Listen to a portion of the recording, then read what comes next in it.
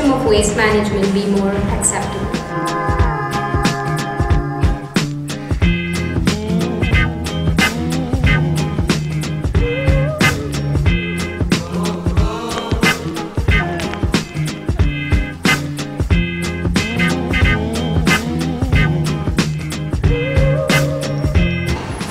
Possible in a post-industrial, ultra-capitalist society to develop a socially born, socially oriented project that addresses mainly people's needs and public spatial equilibrium in order to achieve a more equitable and inclusive city. Puede ser realizado como otras ciudades lo han hecho antes, enfocándose en las propuestas de equipamiento y espacio público.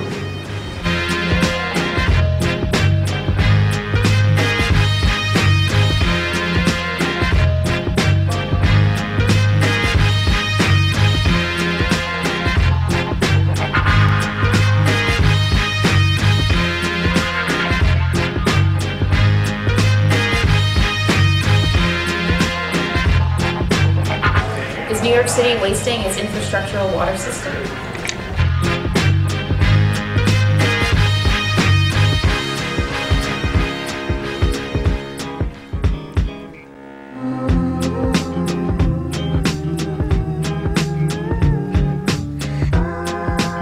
How we can revitalize the environment by using innovation program.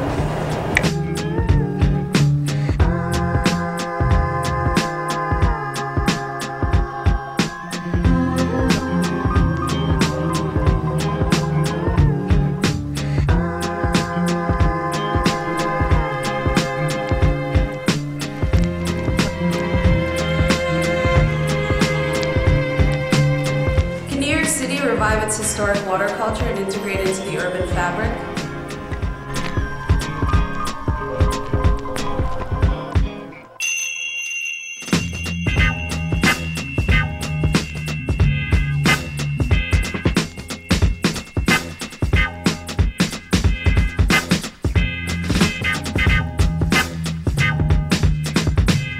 How to redesign an environmentally, socially, and economically and sustainable food system.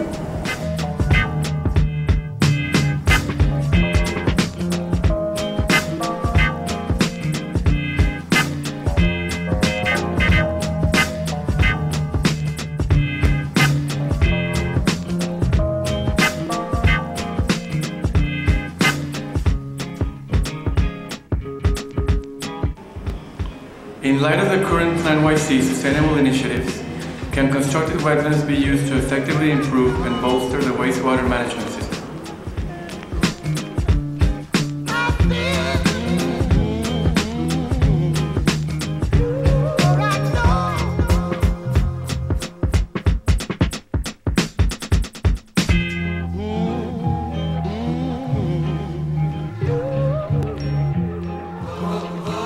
How can electronic recycling become an economic driver, neighborhood regenerator, and citywide hub in Renwick, Brooklyn?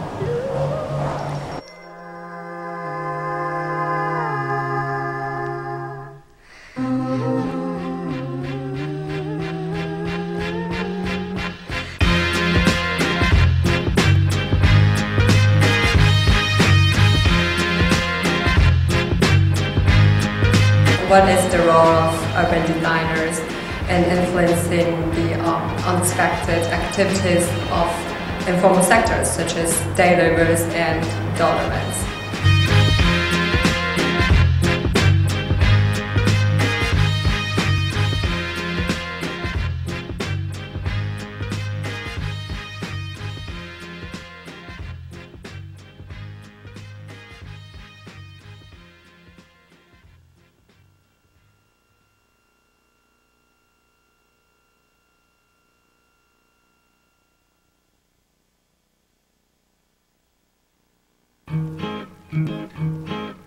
Where do the systems on our site originate or end?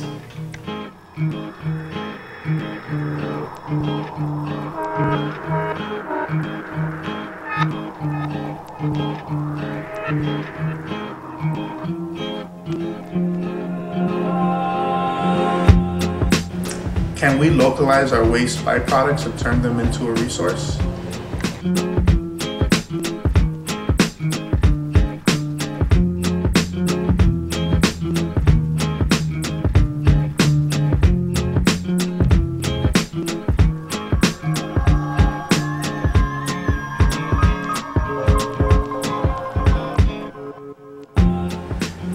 recycling become integrated in consumer routine?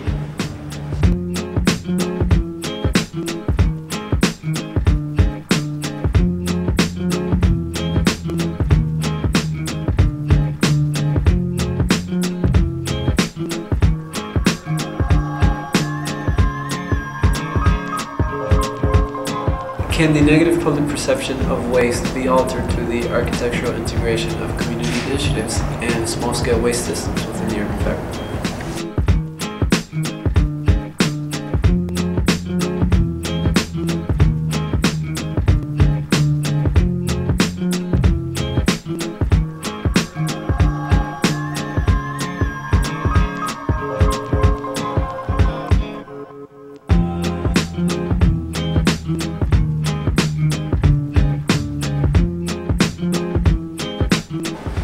How can we conciliate the city's need for a growing industrial sector with the current conditions?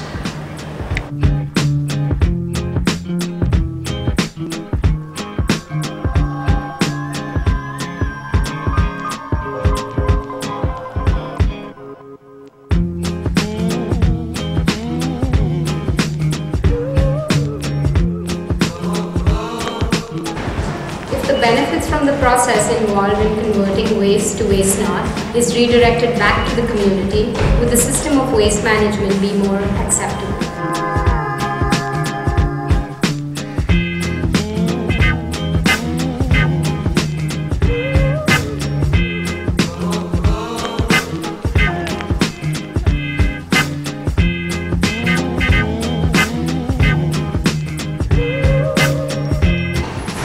Possible in a post-industrial, ultra-capitalist society to develop a socially born, socially oriented project that addresses mainly people's needs and public spatial equilibrium in order to achieve a more equitable and inclusive city. Puede ser realizado como otras ciudades lo han hecho antes, enfocándose en las propuestas de equipamiento y espacio público.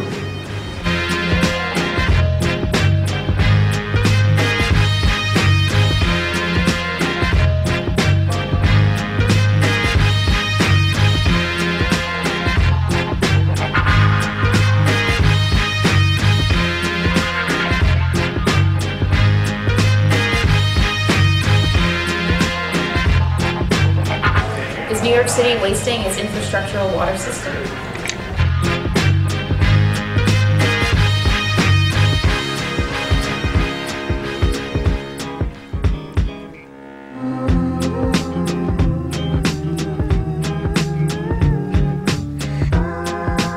How we can revitalize the environment by using innovation program.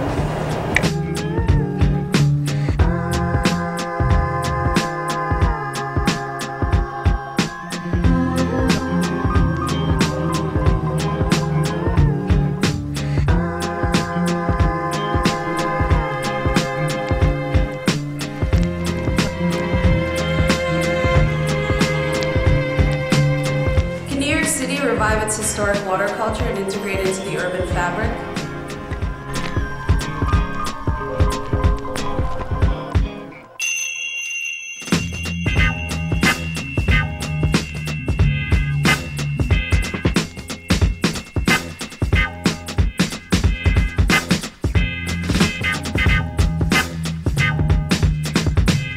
How to redesign an environmentally, socially, and economically sustainable food system.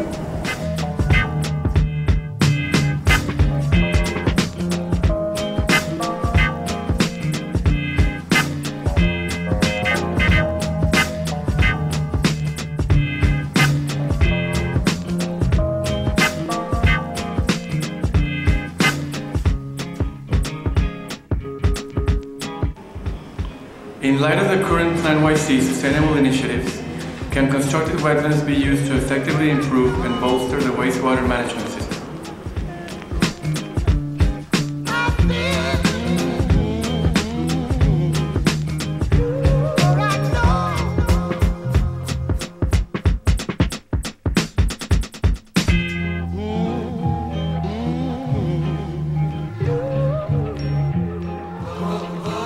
How can electronic recycling become an economic driver, neighborhood regenerator, and citywide hub in Renwick, Brooklyn?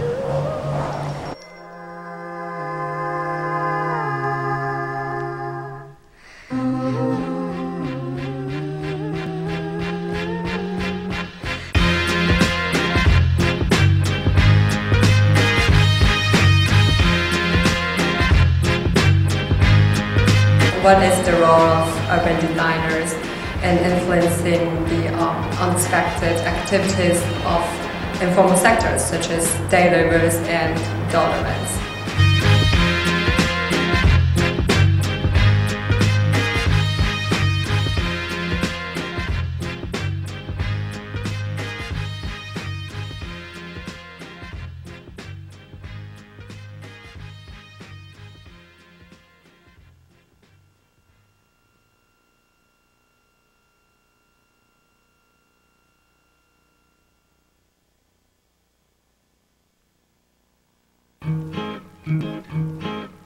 Where do the systems on our site originate or end?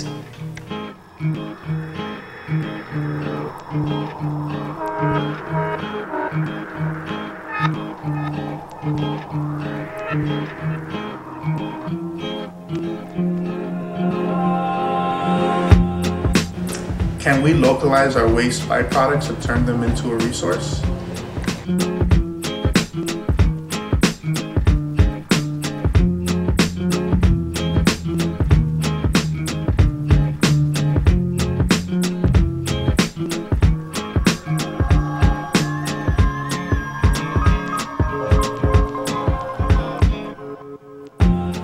How can recycling become integrated in consumer routine?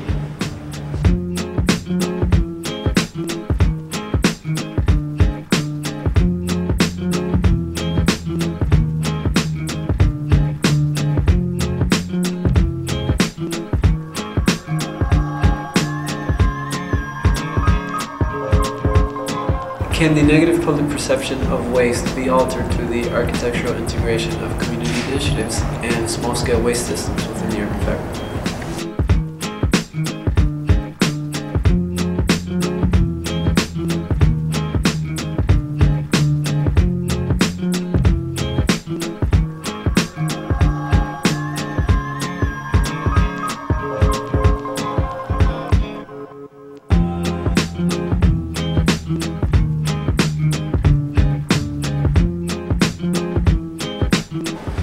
How can we conciliate the city's need for a growing industrial sector with the current conditions?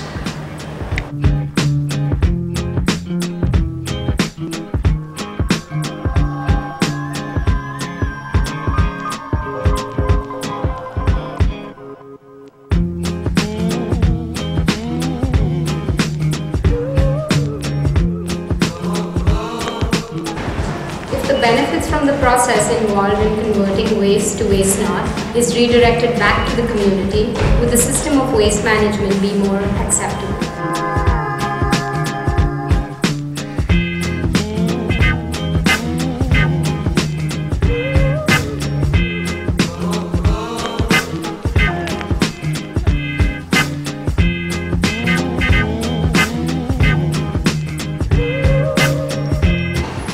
Possible in a post-industrial, ultra-capitalist society to develop a socially born, socially oriented project that addresses mainly people's needs and public spatial equilibrium in order to achieve a more equitable and inclusive city. Puede ser realizado como otras ciudades lo han hecho antes, enfocándose en las propuestas de equipamiento y espacio público.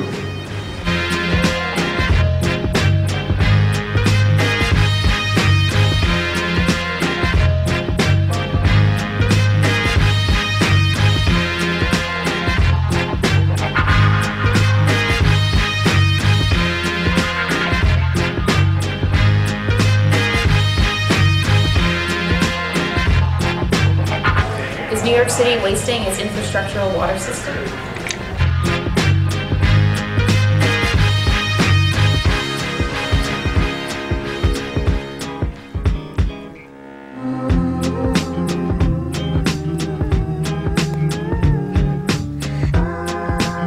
How we can revitalize the environment by using innovation program.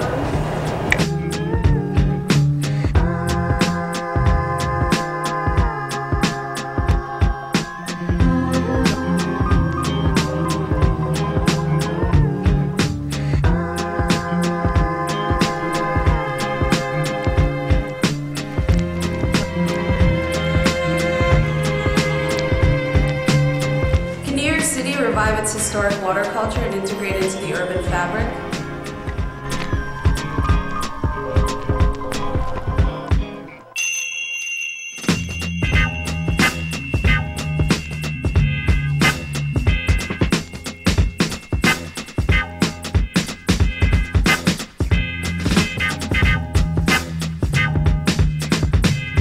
How to redesign an environmentally, socially, and economically and sustainable food system.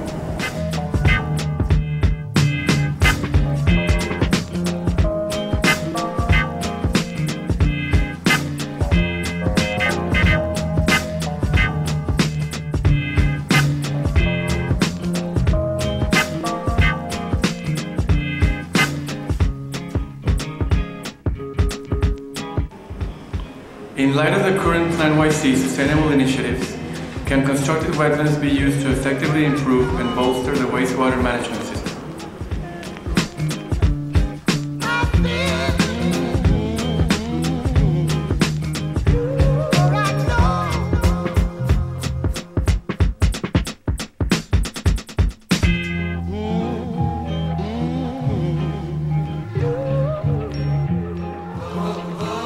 How can electronic recycling become an economic driver, neighborhood regenerator, and citywide hub in Red Hook, Brooklyn?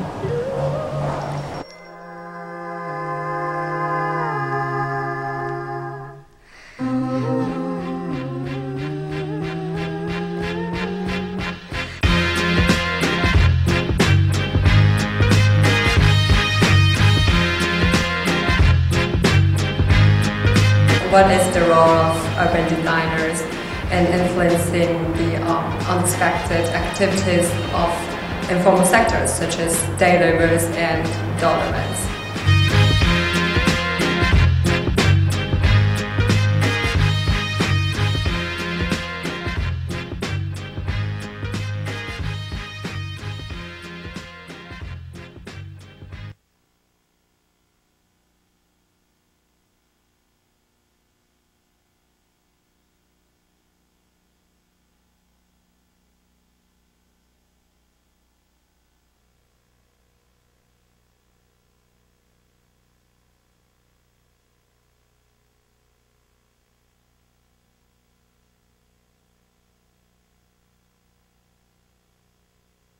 From the Urban Design Fall Studio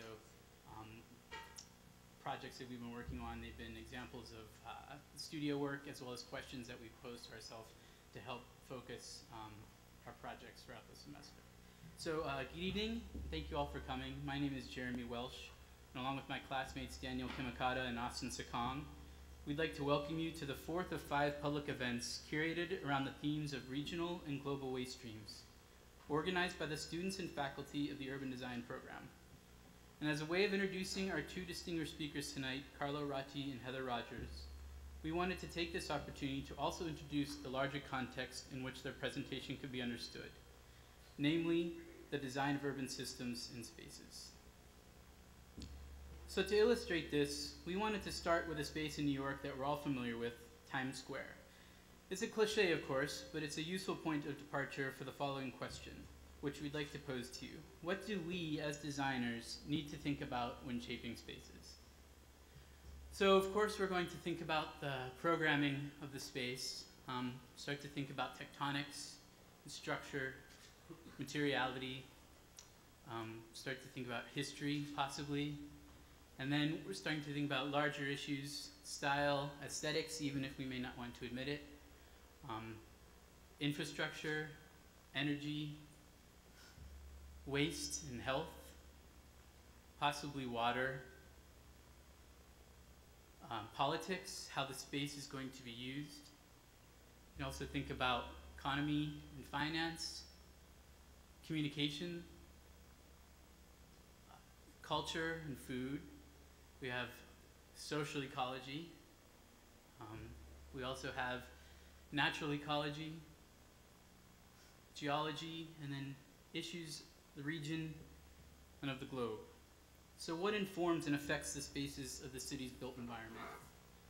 The list can go on, but we would like to take one item from this list that we, as a class, are looking at this semester in our studio projects, waste, and briefly unpack it to illustrate how any one of these items on this list can be further understood, and to give an idea of the multi-scalar, multi-dimensional matrix of urban design. On a macro level, we can chart the impacts of waste from and within New York City.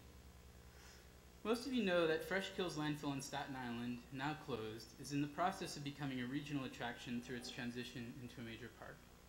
Some of you may know that the landfills that receive our waste now are located as far away as Ohio, Pennsylvania, and Virginia.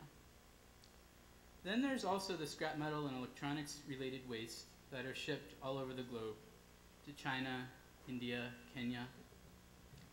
The carbon emissions from the freight, trucking, and shipping of this waste, of course, are also another form of refuse. On a micro level, one can map the CSOs, the transfer stations, the incinerators, recycling plants, and sanitation truck routes in relationship to their effect on local residents, issues of environmental justice, and health.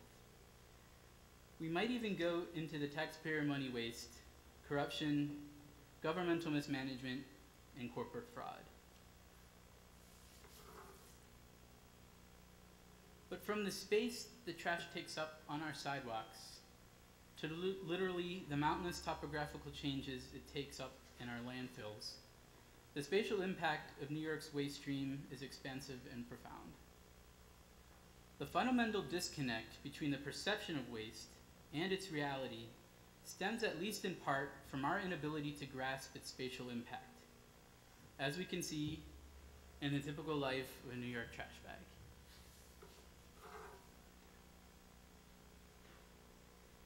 Finally, from the historical perspective, we can see how New York's ability or failure to deal with waste had a direct impact in shaping the city.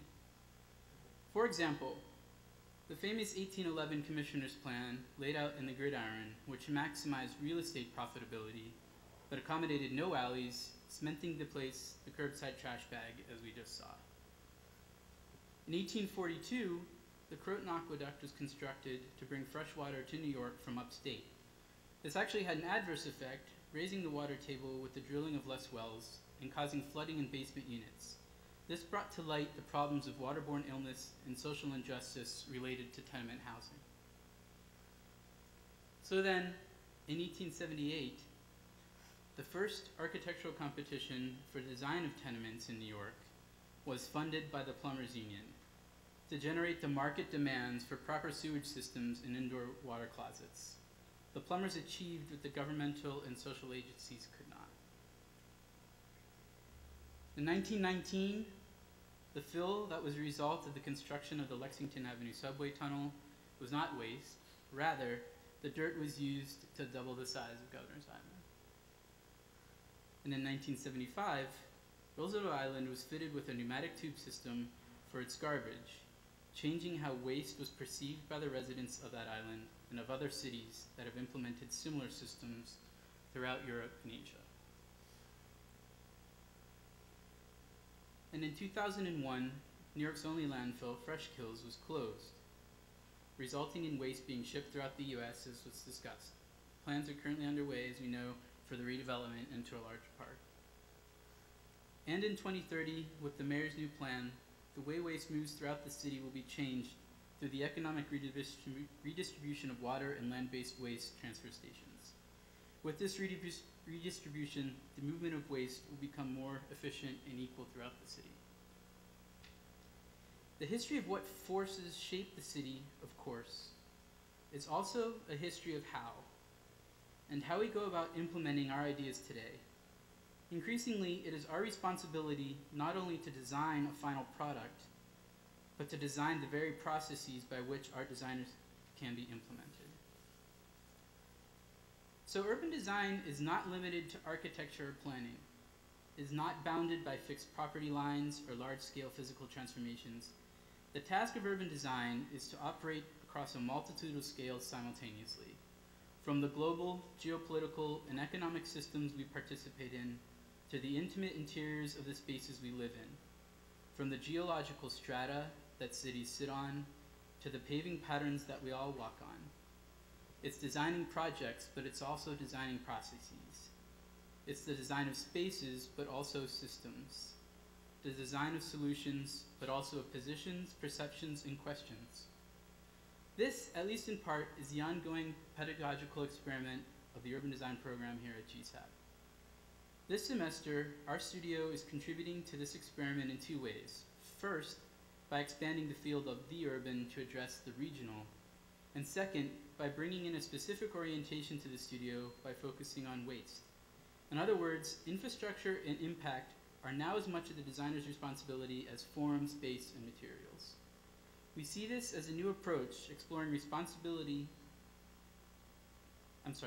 what remains unexamined by the more traditional professions of architecture and planning. As our speakers tonight will illustrate, these are not issues that require conventional problem solving. They require radical and fundamental rethinking. This is precisely the proactive role that urban design must take, the critical reimagination of the city. So tonight, we'll be hearing from Carlo Ratti and Heather Rogers and their insights into these broad and critically important issues. To introduce these speakers, I would like to introduce Stan Kimikata.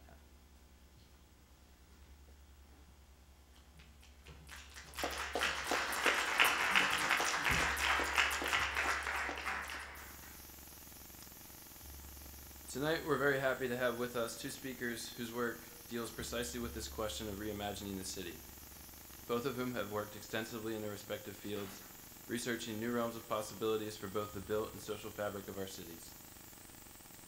Our first speaker tonight is Heather Rogers. Heather is a journalist and author whose work has been published in the New York Times Magazine, Mother Jones, and The Nation. Her first book, Gone Tomorrow, The Hidden Life of Garbage, received the Editor's Choice distinction from the New York Times Book Review and Nonfiction Choice from The Guardian. Her documentary film, also titled Gone Tomorrow, has screened in film festivals worldwide. Her latest book, Green Gone Wrong, How Our Economy is Undermining the Environmental Revolution, examines popular, market-based solutions to ecological destruction. She has spoken internationally on the environmental effects of mass consumption and is currently a senior fellow at the progressive think tank Demos. Our second speaker tonight is Carlo Ratti. Carlo is an architect and engineer and a partner of Carlorattiassociati, an architecture firm based in Turin, Italy. He is also the director of the SENSEable City Lab at MIT. He has presented his work at the Kunsthal Graz, Venice Biennale, the International Exhibition in Zaragoza, Spain, in Milan's Fashion Week, in the MoMA here in New York, and also at the Design Museum in Barcelona. He holds an engineering degree from the École Nationale des Ponts et Chaussées, as well as Politecnico di Torino, a Master's of Philosophy and PhD from the University of Cambridge, and moved to MIT in 2000 as a Fulbright postdoctoral fellow. Please join me in welcoming both of them here tonight.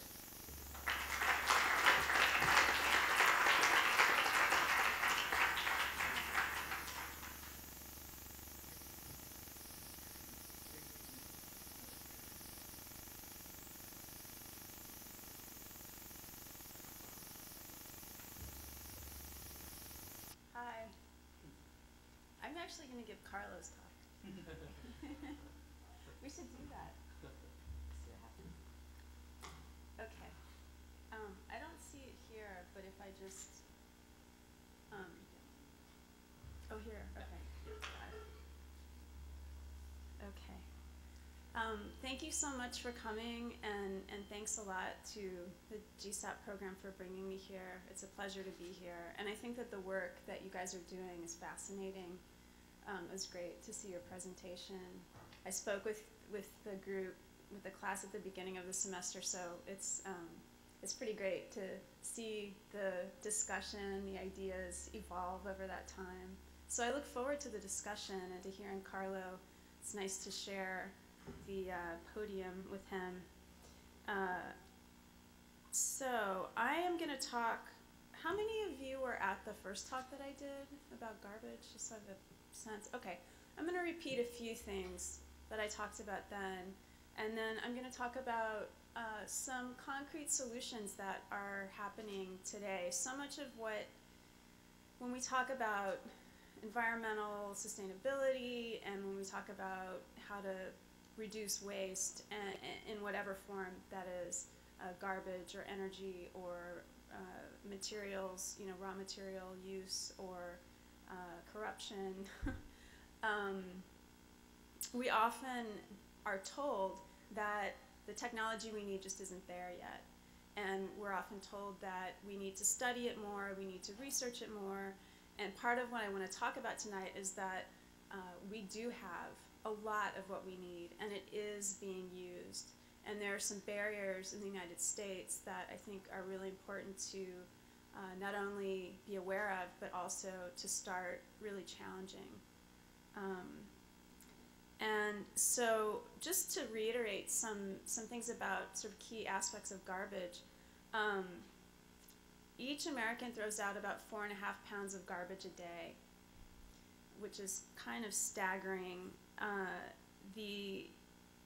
There's only 5% of the world's population in the United States, but we consume about 1/4 of all its resources, 20 to 25% of its resources. And we produce, it's hard to know, but about that much of its waste. The economic level and the level of waste are usually matching, they usually match one another. The amount of trash that we throw out in the United States has doubled over the last, it's more than doubled over the last 30 years. You hear a lot of corporations and some politicians talking about how much more energy efficient production is, how much more energy efficient electronics are, how much more efficient various kinds of machinery is. All of that's true, and yet we have more and more pollution, more and more garbage, more and more other kinds of CO2 emissions. So why is that? And something that I talk about a lot in my new book is that it's linked to the very underpinnings of our economic system, which relies on growth. And that growth comes from very specific places. It comes from nature, and it comes from the mass production of raw materials into commodities, the mass consumption of those commodities, and the wasting of those commodities so that the process can start again. And as long as our economy and our well-being is predicated on that, we're going to continue, no matter how efficient we get, we're going to continue producing ever more waste, ever more CO2 emissions. And in economics, it's called the Jevons paradox. The more energy you save, the more you use within a capitalist framework at this point, the way that capitalism works at this point. So a couple other things about garbage. A lot of people will say recycling is a good idea. Recycling, if we can just, there's the phrase reduce, reuse, recycle, which was coined in the 1970s with the rise of the environmental movement. And when people say that phrase, mostly they just mean recycling. And there's the reduce and the reuse part that sort of fall to the wayside because those aren't compatible with expanding consumption. If you reduce consumption, that means you're not buying as much. If you reuse, that means you're repairing the television, you're repairing the laptop computer, you're repairing the cell phone, and then, people aren't buying new ones, and that really puts a dent in economic growth. So recycling, we're talking about like household garbage and garbage from commercial businesses and offices and apartment buildings in New York City and in the region. And when individuals recycle, it's really important. It's important, it matters. I recycle. But it's important for us to understand that it only plays a very small role in addressing the scope and the intensity and toxicity of the waste that we're dealing with. And if we keep it in perspective, if we're realistic about it, yes, but a lot of people sort of stop there. And it's very common in our culture for it, and people now bring their tote bags to the grocery store. And yes, that's great. What does it mean? It's not a whole lot, I mean, it's a good symbol, but it's not a whole lot more than that. So what is effective? What is working? One of the places that I went for my new book is Freiburg, which is in the southwest of Germany. And it's a town that has 2 eco-communities. They're essentially neighborhoods. Has anybody been to Freiburg? Anybody here? Yeah, a couple. Did you get to go to, there's the two neighborhoods, one's called Vauban and the other one's called Rieselfeld. Did either of you go to those? No? Okay. So Freiburg is a college town. It's an old town. It was founded in 1120. And the economy now primarily is tourism. But they have fashioned themselves into an environmental kind of haven. It's considered one of the greenest cities in the world. And I went because I wanted to see what's it like, how does it work? And as I'm sure a lot of you know, I mean, you look at some of the green buildings in New York City, and they're really expensive. Like the Solaire, which is down in Battery Park City, it's the rent in that place. It's like, this high-rise condo building, and it has solar panels, and like, they did all this cool stuff where they recirculate water. They use the gray water, and they, did all this sort of efficient, insulation and whatever. Anyway, they've done a lot of cool stuff. The rents start at like $3,500 a month for a studio, and they go up to $10,000 a month for rent. So, there's that, or you could go to like New Mexico and pound dirt into tires and, build your Earthship and, live off the grid, which is cool if that's what you want to do. But a lot of people don't want to live that way. And they see, when you say,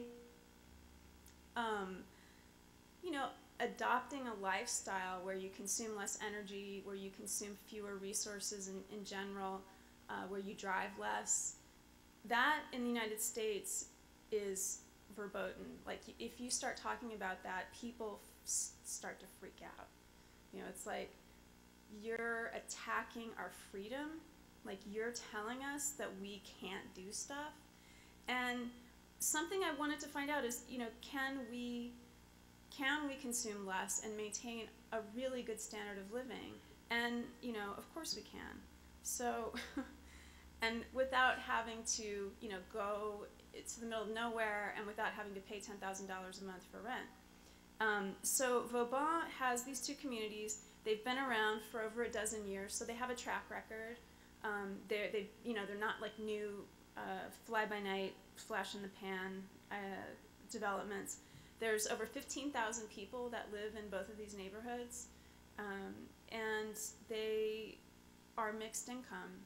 So there's really, there's a lot of components to it that I think are really useful in looking at what could work and how it could work. So this is Vauban, one of the neighborhoods. And Vauban was started by the people who live there. It's a grassroots, bottom-up development. And it started in the mid-1990s. And I'm just going to show you. So you can see in the back that big yellow building. That's an army barracks. It was a French military base that was decommissioned in the early 90s. And ownership reverted to the city, and there was a housing crisis at the time, and the city was talking to developers about going in and just building, a bunch of, doing a big commercial development. And a group of kind of bohemian, independent scientists and engineers and, designers and artists got together, and college professors got together, and they said, no, we want to make an environmentally sustainable community. And they convinced the city to sell them some of the barracks buildings, and they retrofitted them. And in doing that, they realized that they could build that they could take the whole base and build an entire community there. So they started doing a study, and I will show you. I'll tell more of that story, but I want to show you some pictures. So one of the ideas. So what they did was they started having meetings, and these meetings were open to the public once a week. They got a big grant from the German government to come up with an urban design, an urban plan for this neighborhood. So they started having weekly meetings, and it was very like a meaningful participatory process. It wasn't just we're having one meeting at like 7 a.m. for 15 minutes on a Sunday morning, be there, and if you're not there, then that's it, and we're going to say that we met with stakeholders. So there was a meaningful process of collaboration that went on, and one of the things that they came up with was no single-family houses are allowed. And, basically this is a suburb of Freiburg, and there are single-family houses in Freiburg, so it was a decision, this is much more material efficient and energy efficient, and it's much, and so that was one of the big, I just want to show you a little bit. These are my pictures, they're not the greatest, but I went there in February, and it was snowing and cold. And I rented an apartment in Vauban. I stayed there for 5 days, which I will tell you a little bit about. But so this is just to give you a sense of the streets. And here, this is the kind of main plaza, or I'm from Texas, so we call it a plaza, but like square. And there is a farmer's market in the middle of a snowstorm. And everyone's riding their bikes in the middle of the snowstorm. But so this town square was, something that I really want to impress upon you is that Vauban was started, basically 15 years ago, and they are still engaged in a process. One of the things that I really walked away from this understanding in a way that I hadn't before was that getting to greater environmental sustainability is a process. It's not a product that we can buy. So the process that they're engaged in was, starting out with making this plan, and then carrying out that plan, implementing that plan, the entire base, they were just finishing it, the entire development when I was there. So it's basically done, it's basically full. So there's that aspect of it being an ongoing process. But then also, the urban design is an ongoing process. It's an organic thing. It's not done, set, okay, now we can walk away. The people who live there continue to participate, and to different degrees. It just depends on what you want to do. But this public square, the city wanted to put the public square somewhere else, and there's a barracks building facing this square, and that became the kind of community center of Vauban. And the city wouldn't recognize that, and they built a square, not that far away, like 400 yards away, but it was totally awkwardly oriented and not in where people would use it. So they fought really hard, and they finally got the city to let them zone this for the farmers market and to have this square and to have community gatherings there. And some other things, so just as a demonstration, this is something that kind of all these steps. Freiburg is famous for being a big Green Party stronghold, so they're dealing with city council people who are Green Party, and a lot of them support what the general idea of what they're doing, but still there's the bureaucratic details that are always, those are such a big part of this, of how to make these changes. I don't have to tell you guys, I'm sure you know. I was just recently in Minnesota doing some talks there, and I was at Winona State, and I was on a panel with this guy who was in charge of the sustainability program at the university. They're doing this whole kind of makeover, and he is an engineer. And one of the students said, why can't we make the university run on wind power? Because there's good wind in that part of Minnesota. And he said, the technology isn't there. And I was like, really? And yeah. And I said, well, what technology isn't there? And he said, well, it's not that the technology isn't there, it's just the zoning. And I was like, okay, what's the zoning problem? And he was like, it's just that we, whatever. So it went on like that. And finally it got down to, it was really just a bureaucratic, internal university thing that he didn't want to deal with. you know? So it's like, if we can start getting in there, it's tedious, it's boring, but you know, the technology is there. So, all right. Okay, so this is, there's several clusters of houses in Vauban. Like I said, they're all multifamily. This one is called the Solar Settlement, and it's by an architect named Rolf Diesch, who's a tremendous architect. And he, the way that these are designed is they use passive house technology, which many of you probably know, and they are what Diesch calls their plus energy houses. So they produce more energy than they use. And the way that they do that is, it's hard to see because it's covered with snow, but the entire roof of these structures is made of solar panels. So the way that, you know, you can't always rely on the sun. And this is something else that people always talk about, you know, well, we can't use solar because the sun isn't always shining. We can't use wind turbines because the wind isn't always blowing. Well, of course it's not. So you make a hybrid system. And that's what they've done in Vauban. Solar panels, wind, and then they use natural gas to create heat and electricity when those two aren't working. They also use biomass. They use wood waste. There's a lot. They're in the Black Forest, so there's a lot of wood waste from logging that goes on there, and they insist that it's sustainable logging. And so, you know, that brings up a lot of questions about regulation that are really important. But so that's what, you know, they have this mix.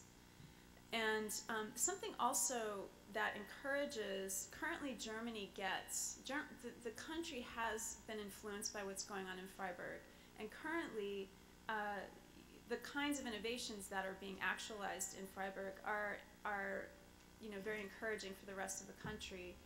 And as of 2008, Germany got about 15% of its power, of its electricity from renewable sources. And it's on target to double that in the next decade. So the type of development that we see here is, you know, on track to become more and more common. One of the ways that you know, again, this gets at the bureaucratic kind of policy changes that could happen.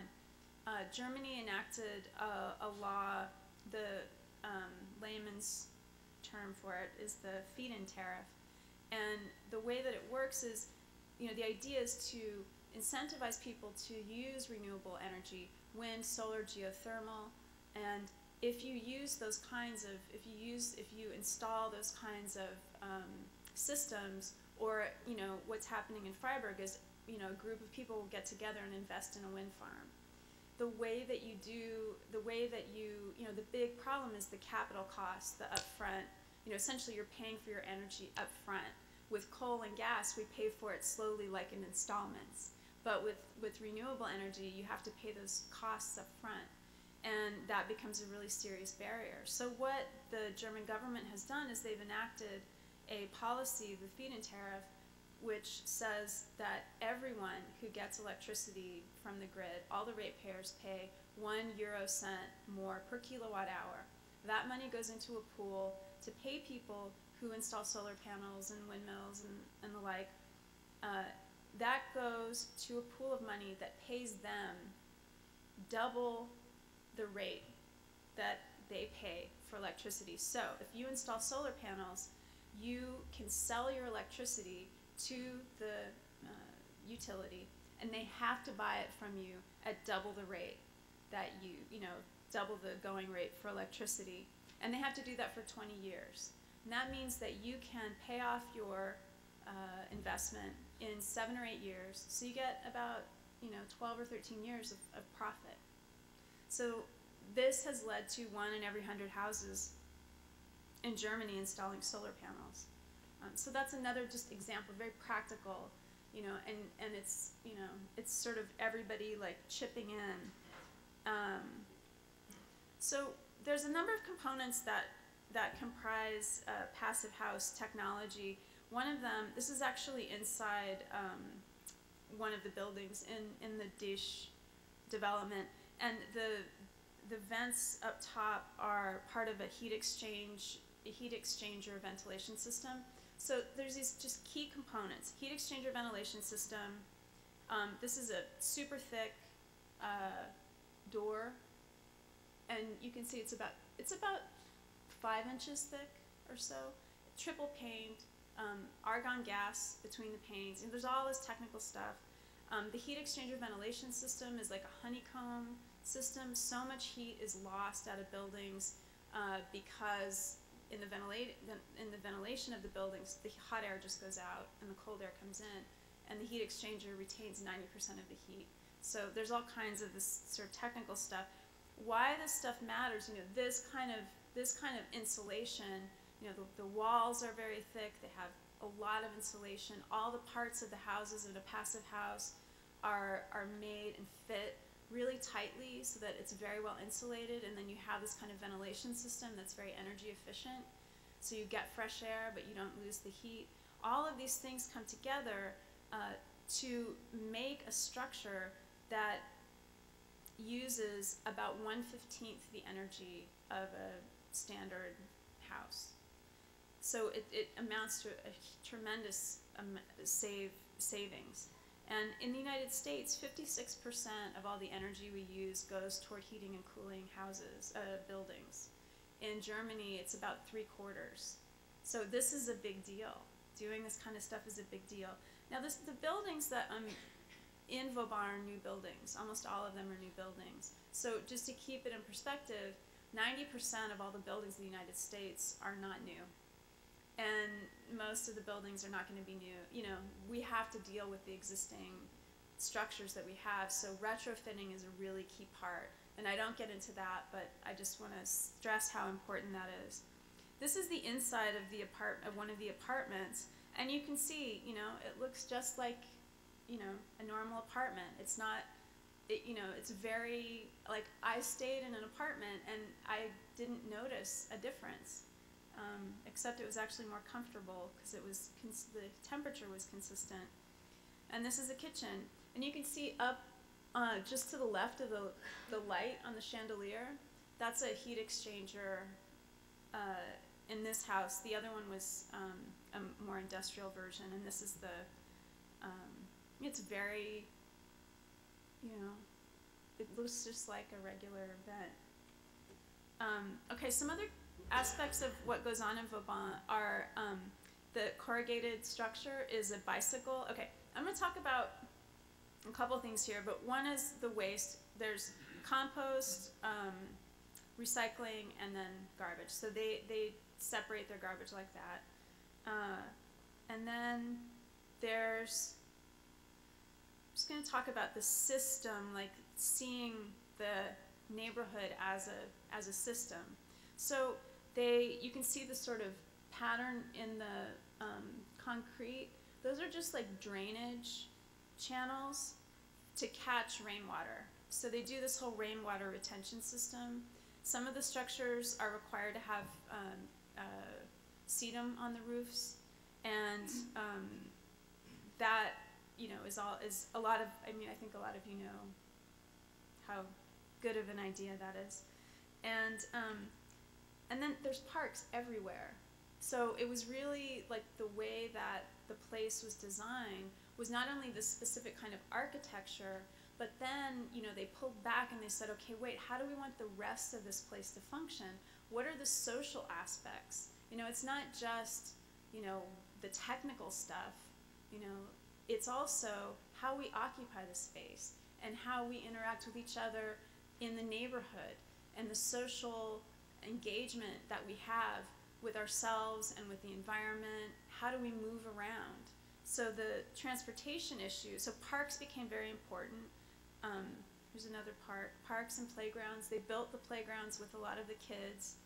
And then of course, this is on all the streets, and it says to cars that children and pedestrians get the right of way, like no matter what.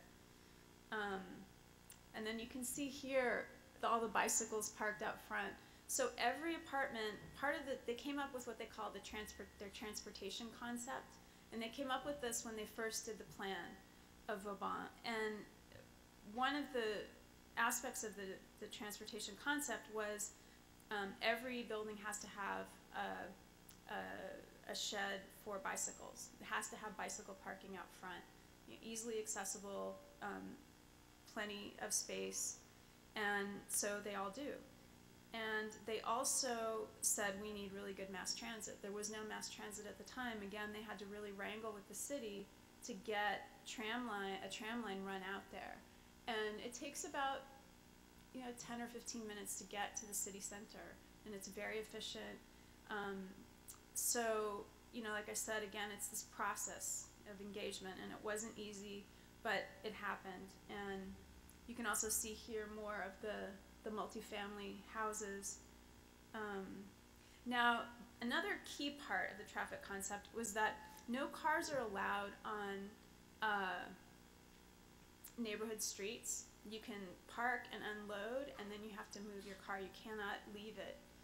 And the idea was that, and you have to park it, even the mailman takes a bike.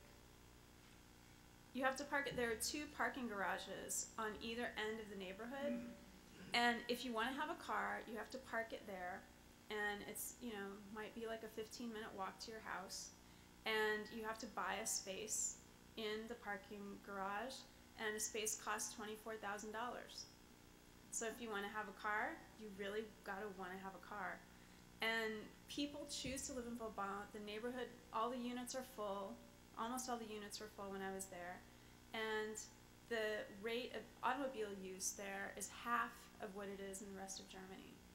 So people want to not have cars, And there's this idea in the United States that, well, if people want cars, they don't want mass transit. That's why we give them cars. And actually, I want really good mass transit, and I'm lucky to live in New York City. But when I lived in other places, I couldn't have it. So the market doesn't always deliver. Yeah, we could talk more about that later. But so this has been very effective, and the city again has fought them tooth and nail over this car thing. They don't like it one bit, and for various reasons. But and I was there when I was there a few days after that. A group of people from Vauban. It's called Forum Vauban. That is the kind of organization, the community organization. They were going to City Hall to meet again to defend this car traffic concept. And then one of the things that they do have is they have a mass transit, bicycle pass, pedestrian. They they prioritize all that, and they develop their own really efficient car sharing program. So this is one of the cars in the car sharing. It's like kind of zip car type of thing, but easier, and tons of people use it. And then I'm just going to talk quickly about the energy, where they get their energy. And like I said, they use, this is the main power plant for the neighborhood. So they built their own power plant. It runs on biomass, which they get from sawmills, and it's wood chips. And it's a combined heat and power plant. So what they do is they normally, in a typical power plant, what they do is they generate electricity, and then all of the heat that comes out of that generation of electricity is lost. That's what the sort of cooling towers are for. And what a combined heat and power plant does is it captures that heat and it sends it to the houses or the buildings nearby. So you get this kind of, you get up from about 40% efficiency, energy efficiency, up to about 80% energy efficiency. It's a dramatic shift.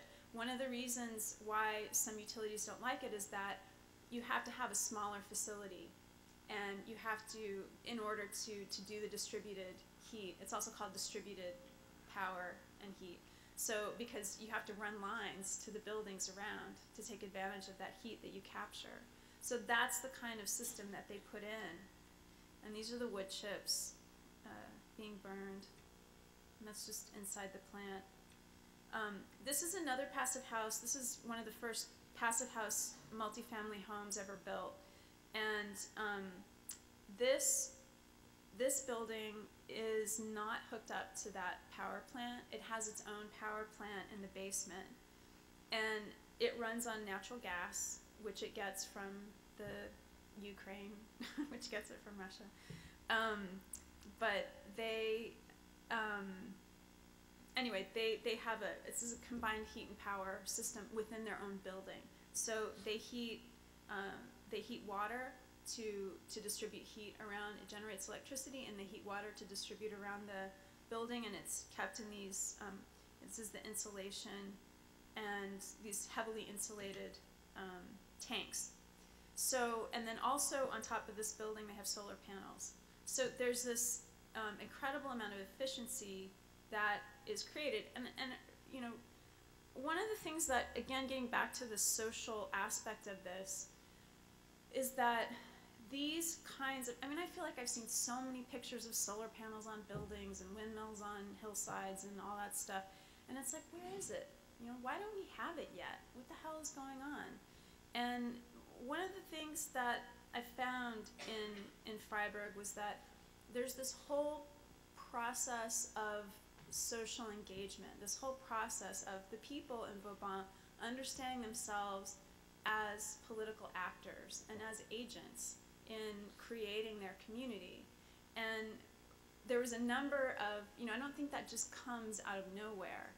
And I think a lot of people get frustrated and they're like, why aren't people doing more, you know? And it's just hard to know how to get people motivated. A lot of what the environmental movement does and has done for 30, 40 years is try to scare people, you know, and like appeal to that emotional, you know, the fear. And I think that there are a lot of very terrifying things happening. Global warming is happening. It's not something that's going to happen. People are dying and drowning, and ecosystems are, you know, species are going extinct. You know, I don't have to tell you the whole terrible story, but there's just a sequence of events that happened in and around Freiburg that I think is helpful at decoding how something like this could happen. And I'll just run through it quickly. In 1975, the state wanted to build a nuclear power plant about 30 kilometers outside of Freiburg. And it was one of the world's largest light water reactor plants. And the people in Freiburg got really worried about it. And the farmers in the countryside around where they were going to build the power plant were very worried about how it was going to affect their crops. And farmers had been very conservative. And of course, Freiburg was very much a university town at that point. And at that point, many of you will remember, it was a pretty radical time politically, especially in Germany. And but they came together, and it was sort of unprecedented. And they occupied the site where the nuclear power plant was slated to be built. 30,000 people came. The occupation lasted for over a year and a half. And they built an encampment, and they built a school to teach political education. And one of the people that was there was Rolf Disch. And he, after going through that experience, he said, you know, we need to do something about it. And he became an architect he calls himself like the solar architect. A number of other people in Freiburg also came out of those protests, and one of the institutions, it became, you know, it just gained momentum from there. There's the Fraunhofer Institute, which is one of the world's leading solar research centers, is there. There's a company called Solar Fabrik. They make solar panels, and the people that own that were at those protests. So they played a really key role. And then toward the end of the 1970s, you have the establishment of the Green Party, and that happens in the region around Freiburg. And in 1986, another really decisive moment hits, and that's the Chernobyl nuclear meltdown. And, you know, I think it was over 100,000 people were displaced, and many people died. And what happened in the aftermath was that a radioactive cloud moved over Europe and hung over Europe for a long time, I think, over a year, and it hung over Freiburg. And I met some people. I met this woman who had young children at the time, and she said that, you know, she formed people formed groups to go travel to get food, because they didn't want to drink the milk, they didn't want their children to eat the crops that were grown there, and so they would form these committees and go and get food to eat. I mean, they were terrified. And something else that sort of fits into this picture is that during World War II, Freiburg was heavily bombed. And when that same woman that I talked to, she was a retired grandmother, she told me that when she was a kid, she's 67 years old, she told me when she was a kid, she remembers Freiburg being destroyed. And so there's this memory, right, in this kind of generational, in the generation that's still there, of destruction, of what it could actually be like. You know, so I think that when Chernobyl happened, it really touched that nerve. And in response to that, the German government set up a environmental protection ministry, and the name is something like the Environmental Protection and Nuclear Safety Ministry. It was like a big deal.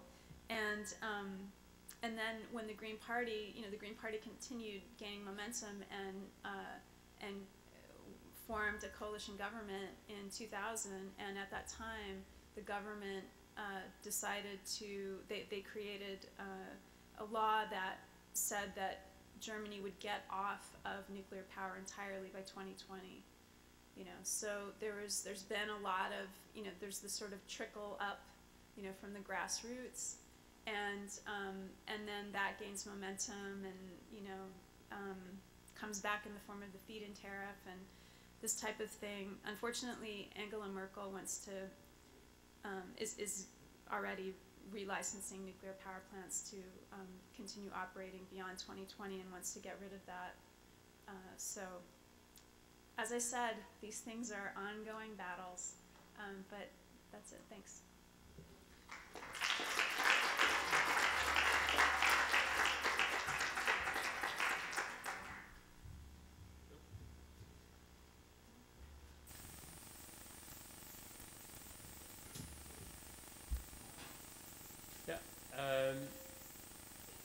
Good evening, everybody.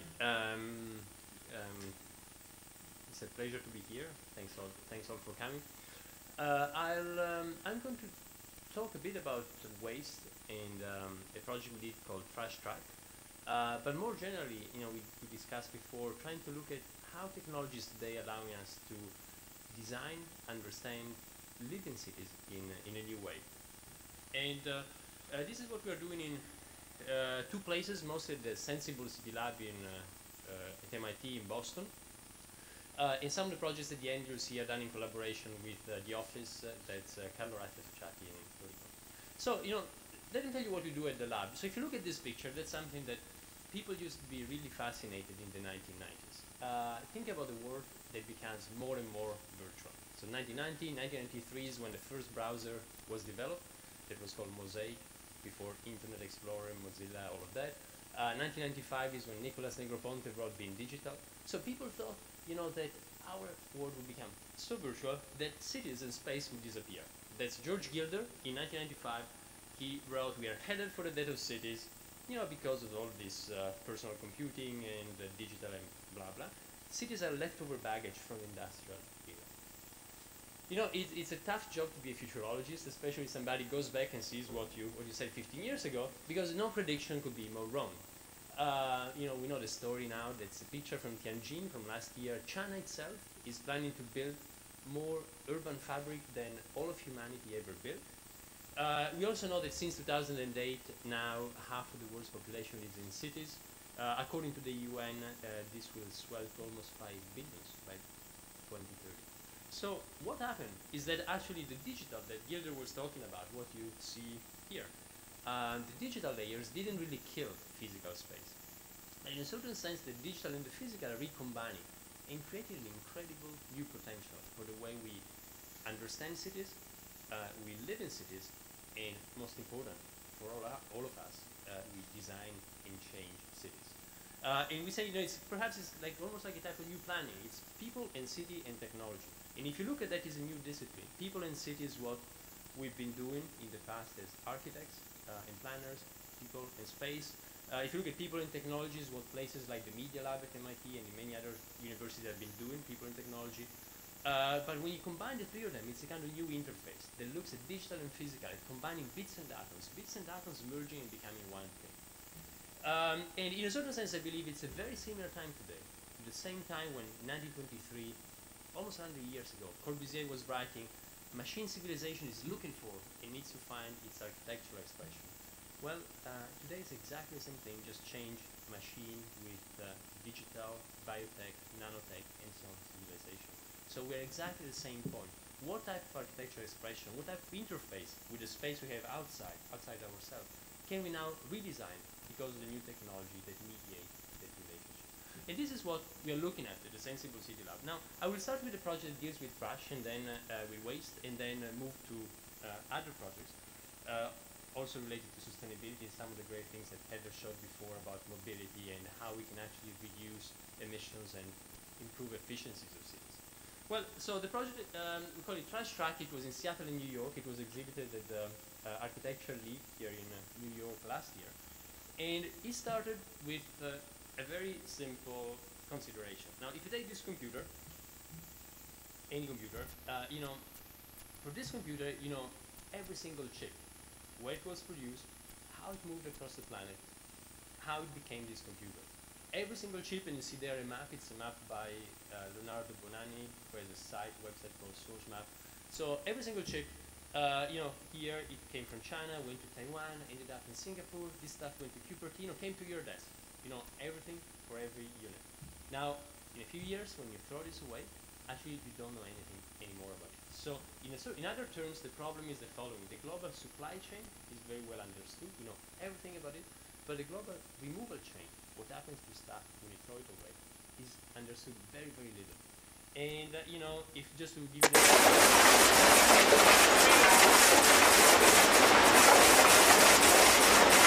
sophisticated waste management plants in the world. It's in Baltimore. And, but look at the information you have there.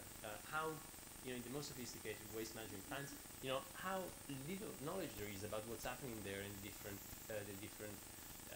elements. And, the point is that all of the knowledge, all of the technology that transformed the global supply chain over the past few decades hasn't really impacted yet the global removal chain. So we said, well, what if we could actually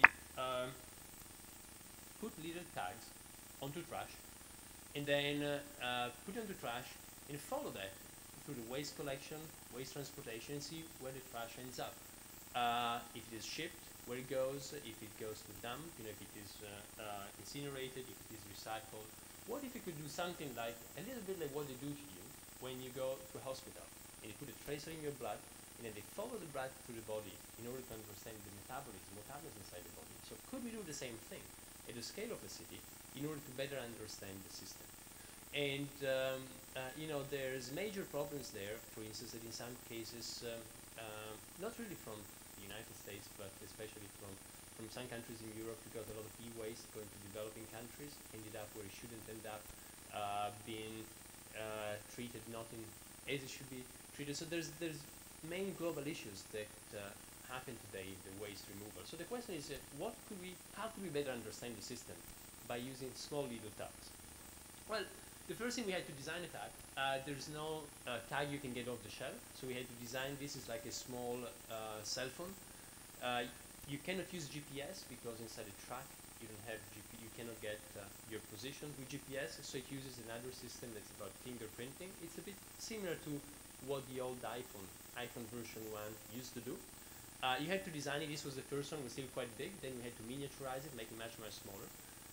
But that tells you something else. I'll get back to this later, is if we really want to solve tomorrow's urban issues, we really need to put together many disciplines. Anything from sociologists to physicists to mathematicians to designers. And in this case, the only way we could do this was by having a team at MIT of people who were able to design in a few months just the equivalent of a small cell phone. Then we had to identify objects This was actually in Seattle. We sent out an announcement. What was very impressive was how many people came with their trash. You know, we were doing this at the Architectural League here, but also at the beautiful Seattle Public Library by Frank Fulas. I'm sure all of you know it, this beautiful, sleek building. And we put out an announcement, and the following day we had hundreds of people with all of this garbage and old washing machines and other stuff coming to the library. The people at the library freaked out a little bit. But anyway, it was incredible how much people care about. You know, the fact is that our stuff, when we throw it away, doesn't disappear. It still goes somewhere. And so we're all fascinated about where does it go? We don't know. We throw it away, and this is a way to find out.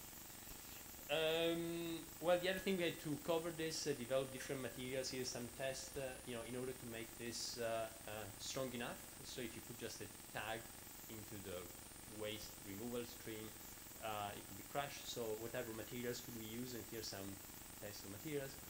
And then we did some tests in Boston, just to see the system, how it worked. You can see actually a Starbucks cup and a few other components moving from Cambridge.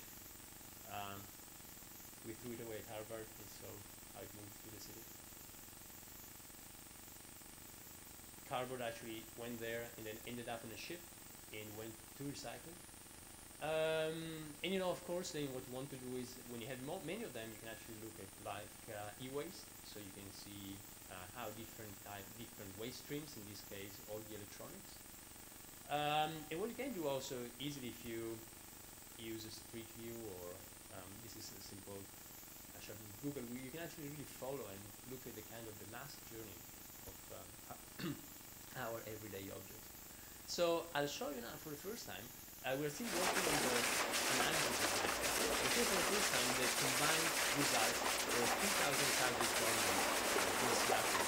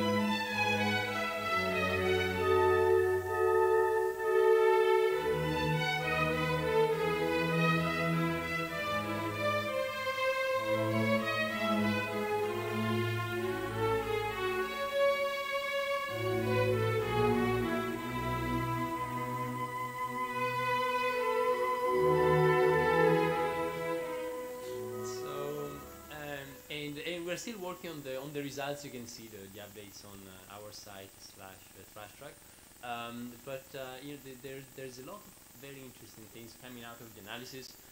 One of the things, for instance, is how much we could optimize the system, the way we remove all of the trash. You know, if you look, some of you might have spotted it, if you see how some stuff went from Seattle to Baja California, and some stuff went straight, and other stuff went all the way to Chicago and then went down. So how we could actually, for instance, save on CO2 just by optimizing the removal, the way trash is removed, and a number of other very interesting parameters that are coming out of this that, surprisingly, nobody really had detected before, because there was no knowledge of the system in this way. So this is, I want to start with this, as it ties really with what Jeremy and Heather showed before. In some other cases, well, we need to go and try to use technology to solve some of the pollution or the problems that have been caused elsewhere. That's a project we presented at Venice Biennale this year called SENSEable, and we are now working on the second prototype, but I'll show you briefly the concept. Well, the concept is that we are all familiar with what happened in the Gulf, the tragedy in the Gulf. We all hope that will not happen again. But if you look at what happened there, there's a few lessons to learn. And for instance, one interesting thing is that at one point, during the summer, there were up to 800 skimmers, so ships, trying to clean the surface of the water there. And, they work in different ways, but despite it, all the skimmers collected only 3% of all the oil that was on the surface of the ocean. And the reason for that is that, it's very difficult to do this in a, sorry, actually, we should go back to the previous slide. The reason for that is it's very difficult to do this with big vessels, collect water and oil, and then separate the oil, and then take this back down to the coast, and then process it over there. So our question was, can you do actually something else? Think about a kind of swarm approach to solve the problem. Could you design little things, little robots that could move autonomously, collect their own energy from the environment, and through this energy clean up the surface of the water? And the interesting thing is that at MIT a couple of years ago, another team developed this nanomaterial that actually is able to separate oil from the water, and in a very effective way. So it's hydrophobic, so it doesn't get any water, but that's a dot of oil. You saw how it does. So the question is, could you do something like that? Could we think about very little units that would move onto the surface of the water, and then self-organize, have a swarm behavior, and then absorb the oil, dispose it locally, either by burning it or by leaving it into pockets that can be collected at a later stage, and then keep on doing this as a constant process. So that was our thinking, our challenge in the beginning. And that's how we came up with this also small, inexpensive, scalable, and self-organizing little units that would work and had this swarm behavior, move in a synchronized way.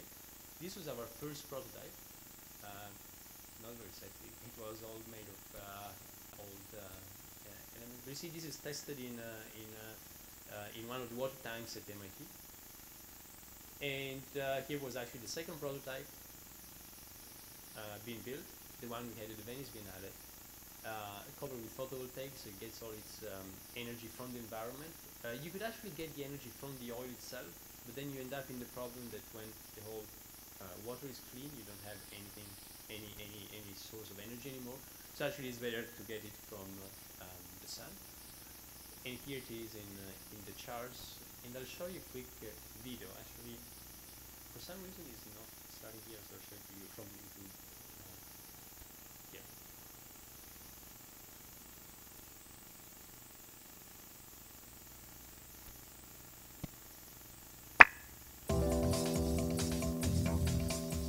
Following the 2010 Deepwater Horizon leak, an estimated 5 million barrels of oil spread into the Gulf of Mexico. In order to remove the oil off the surface of the ocean, over 800 skimmers were deployed. However, these vessels were only capable of collecting 3% of the overall surface spill due to challenges of operation and scalability. What if we could design a small, inexpensive, scalable, self-organizing skimmer that would operate autonomously to corral, absorb, and process the oil on site? Using a breakthrough nanotechnology developed at MIT, it is now possible to easily separate oil from water. A new nanofabric selectively absorbs large quantities of hydrophobic liquids, like oil, without collecting any water. By heating up the material, the oil can then be removed, and the nanofabric can be used over and over again with constant absorption. Imagine we could use this nanomaterial on the surface of the ocean, like a paper towel gliding along the water. SeaSwarm is a fleet of autonomous and self-powered robots that communicate and propel themselves through the ocean while collecting oil.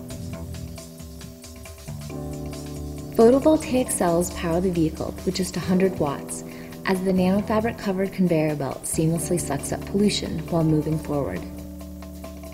Using swarm behavior, the units communicate via GPS and Wi-Fi to manage their coordinates and ensure an even distribution over the spill site. By detecting the edge of a spill and moving inward, a single vehicle can clean an entire site autonomously or engage other vehicles for faster cleaning.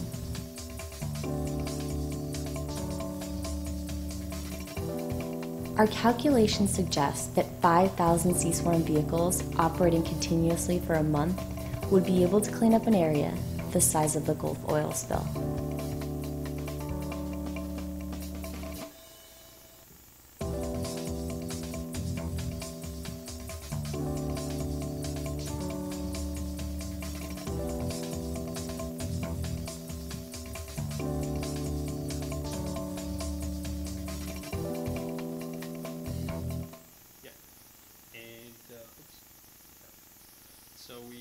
We're actually working at the moment on the next prototype, and we all hope that nothing like the Gulf disaster will happen ever again. But even when anytime you go drilling into water, there's little spills. So we think that this type of different approach, or swarm approach of little units, could really be helpful in other cases. You know, you're familiar with the fact that in the Niger Delta area, there's actually spills and small spill after small spill that keep on polluting the part of the world. So this is what we're doing now in developing the next version. But these were two projects I want to show because they relate to the theme of waste and pollution and cleaning. But I think there's something very exciting that we can do as architects, and that's actually really not produce waste in the first place, or not pollute in the first place. And I'll show you a few examples of how we believe that this new condition that combines technology, through technology changes the interface between human and the environment, can actually allow us to run our cities in a much more efficient and sustainable way. Sorry, I need to go back to the slides. Just a moment.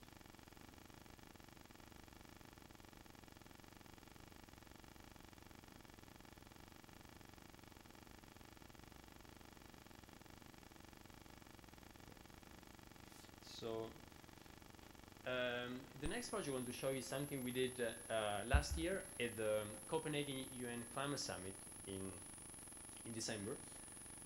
That's where the Kyoto Protocol was being renegotiated, where all the heads of state, Obama, all the heads of state from all over the world were trying to find an agreement on emissions. Some progress was made, not as much as we all hoped. And over there, we were working with the city for the summit. The city who came to us just a couple of years before and said, how could we show the way ubiquitous computing, pervasive computing can increase sustainability. So we all did a trip to Copenhagen with a number of students at MIT. We've been running a workshop on the city at MIT. One of the interesting things that you notice when you get there is something like this. Copenhagen is a city where they used to have a lot of cars. Like in the 70s, everybody would have a car.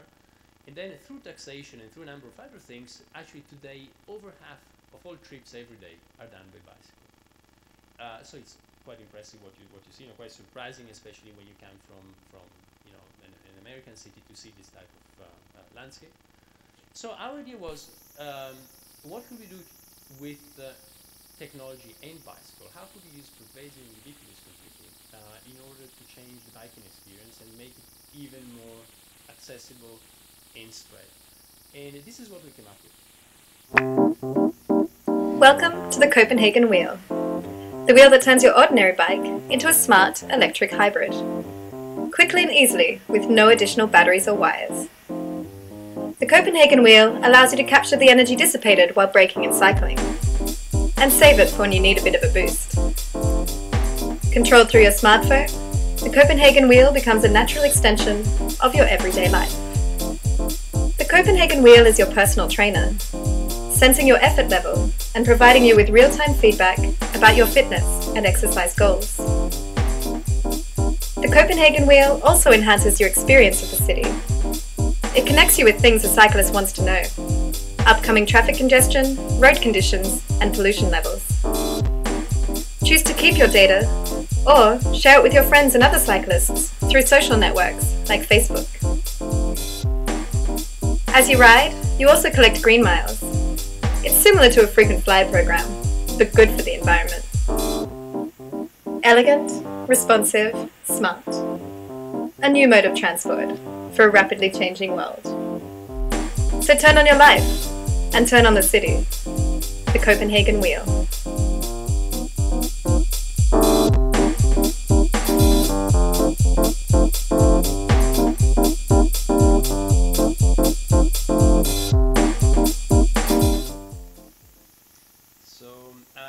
That was the main idea. Here is the first prototype actually running in the streets.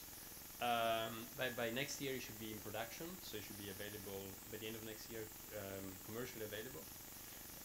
Here's a more detailed view of the wheel. So basically you brake, you get back your energy, and then it gives it back to you when you need it. If you want, you can also charge it, so it becomes more like an electric bike.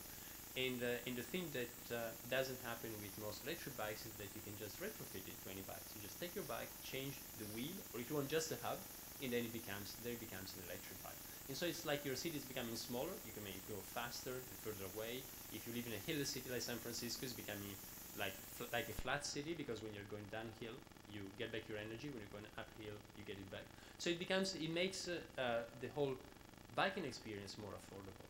And here's actually the mayor of Copenhagen and Toronto testing it.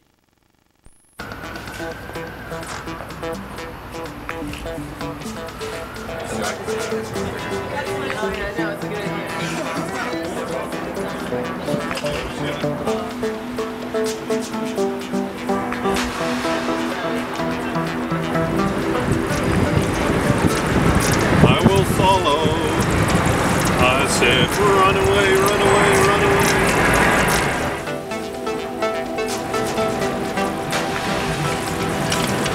Oh, I felt it.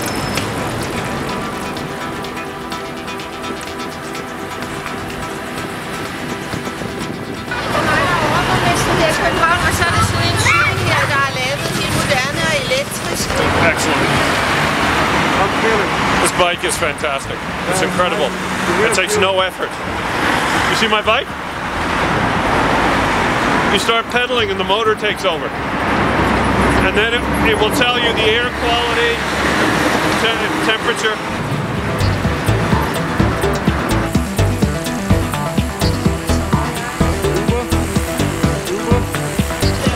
Incredible cars.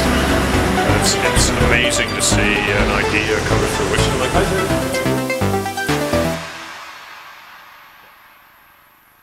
Well, I'm doing like I'm skipping a bit, jumping from one project to another, but I just want to give you a sense of the different directions where we believe there's space for change.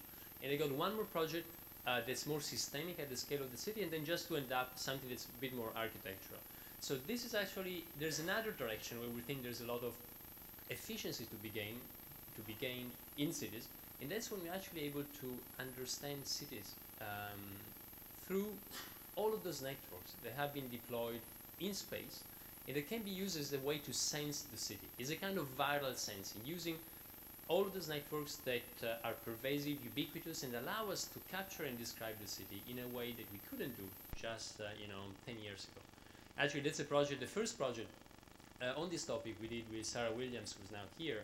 We did it a couple of years before, in 2004 in Europe, but then in 2006 we did it for the Venice Biennale. And that year, the Venice Biennale, it's a big exhibition about architecture every 2 years in Venice. 2006, Ricky Burdett, a professor at the London School of Economics, was the director. And the theme of the Biennale was the meta city. It's about cities and data, all about cities. And so Ricky gave us a pavilion that was here, and said, can you show something about how technology is changing cities and transforming our knowledge of cities? So this was our pavilion. We had a number of suspended screens. And what we did there was, oops, oh, sorry, PowerPoint has encountered a problem. Let me it again.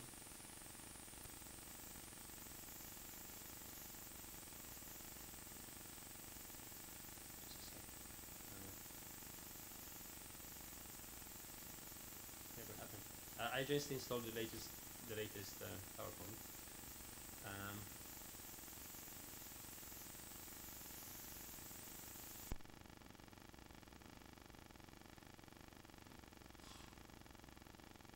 Okay.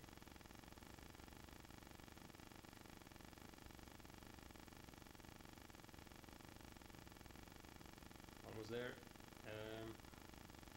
Yeah. Yeah, very sorry about that. Hope it will not happen again.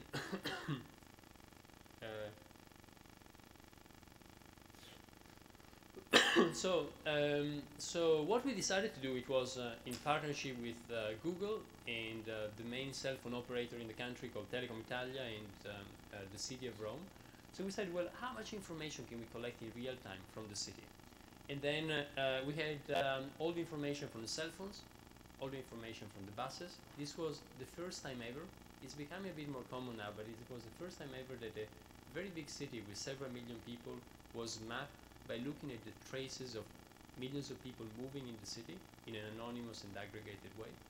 And then we had all the buses, the taxis, all this in real time being transferred to a number of servers, and they've been analyzed, sent to MIT, and then sent back almost in real time to the Venice Biennale. When I say real time, is sometimes it was a few seconds, sometimes half a second, sometimes a few minutes, but sent back to the Venice Biennale and displayed in the pavilion you saw before. So, you know, that summer we were very lucky, because that's a summer, it was 4 years ago exactly, and that's the summer that Italy won the World Cup, the Soccer World Cup. And I'll show you here, just a very basic information, what happened in the city of Rome when the country, the soccer team, won the World Cup. You know, how people moved and celebrated, and looking just at what happened on the cell phone network, that the day Italy won and the following day. So here is the video. You can see the river, the Colosseum, the city center. It's a normal day before the match, afternoon, people moving here and there. Match begins, silence. France scores, Italy scores, half-time, people make a quick second half, end of normal time, first overtime, there was second overtime, the minute Zidane, the headbutt in a sec. Italy wins.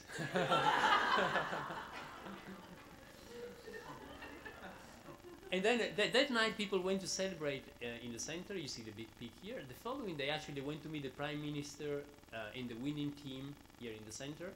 And then everybody moved here to a place called Circo Massimo, where people celebrate since Roman times. It's a big partying place outdoor. And then you see the big peak actually coming up over there. Well, you know, this is the basic information you can get for the city from the cell phone network, but if you take this and you apply artificial intelligence, you can really use this in order to make the city work in a better way. And that's just a simple example. There's many more, and there's a lot of work we are doing in the lab on this. Is you know, look at this. Here you see in red you see the density of pedestrians, and in yellow you see cabs and taxis. So the question here was: is there a good match between the demand for public transportation, that's pedestrians, and the offer, that's buses or cabs? Now, how did we do this? Well, I said before, we had in real time all of the data from the cell phone network. And if you look at the cell phone network, you got something called handovers. Handovers when you move from one cell to another cell, and then your cell phone call, your call is being handed over to another cell. Well, if you take all of these handovers, all of this is anonymous and aggregated stuff.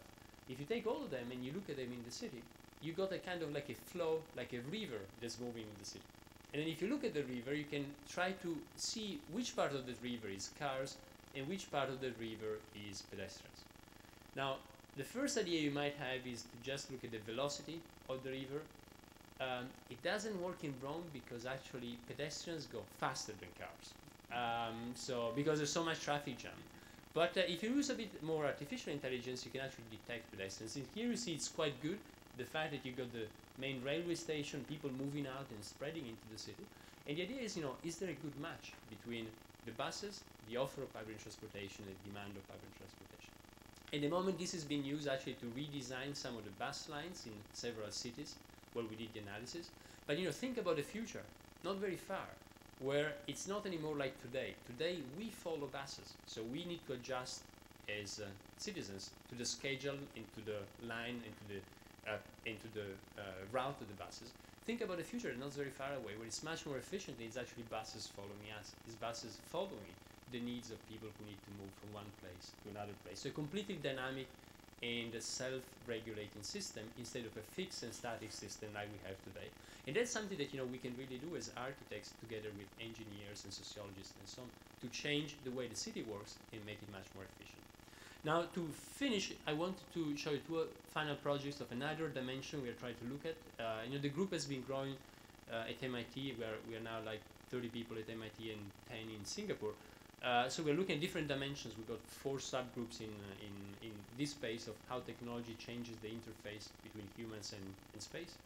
And the last 2 are more architecture, because in the end we're in the School of Architecture. So I want to show what type of things we believe could become possible. This is because it crashed, so it didn't save my slide, so I need to go back to. So 2 final projects. The first one is in. Sorry, wait a bit. The first one is. The first one in Zaragoza at the World Expo. The World Expo that this year was in Shanghai, 2 years ago was in Zaragoza, and the mayor of the city, very visionary person, came to us at MIT and said, "Is there anything we could do with technology in water?" Now, the interesting thing is that Spain, has this beautiful long tradition that goes back to the Arab time, it goes back to the Middle Ages of using water in a very efficient, elegant, architecturally stimulating way. So the question, what can we do today with technology to do something similar with the same element with water in space? And the reason for water was that the theme of the expo in 2008 was water. So that's where his question was coming from. So we had a class at MIT with a number of people, Bill Mitchell, Dennis Frencham, who were teaching with me, and a number of students. And one of the ideas that emerged from the class was, can we actually use a kind of, imagine fountains that use, call it a digital water curtain. It's not very visible here, but imagine you have this pipe with many, many tabs that open and close. In opening and closing, they create like pixels made of water. So you got this curtain made of pixels, and then these tabs can do cuts, basically draw on the water, can open and close it, so you can draw, modify it, make it interactive. Here the idea is that the person who's jumping, the curtain can open up if you're jumping, and become really like a living curtain that you can use as a material for defining space, in public space in this case. So that was one of the ideas out of the class. The mayor liked it very much. The opposition party in the city council said that's because he felt like Moses, opening the water and leading his people. But whatever the reason, we got the commission to design a pavilion at the entrance of the expo, and this is how we do it, called the digital.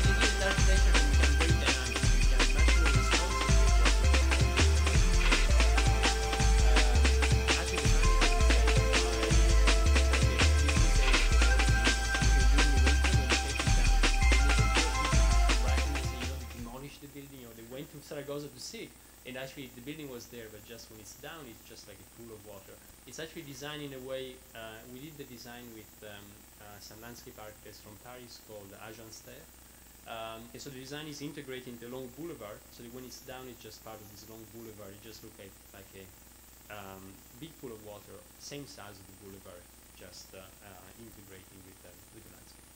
So, well, that was, in any case, that was a design. We didn't think they would build it. What happened is then actually a few months later, Time Magazine named it Best Project of the Year.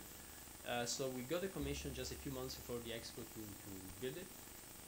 This is the team we put together. MIT, our group, Bill Mitchell's group, Dennis Frencham's group, our office in Italy, landscape architects in Paris, Jean Steyer, graphic designers in Milan, and Ove Arup in London and in Madrid as engineers. The interesting thing is that to build it, actually, when you have a normal building, you usually have a main contractor who's doing the concrete and the steel and that.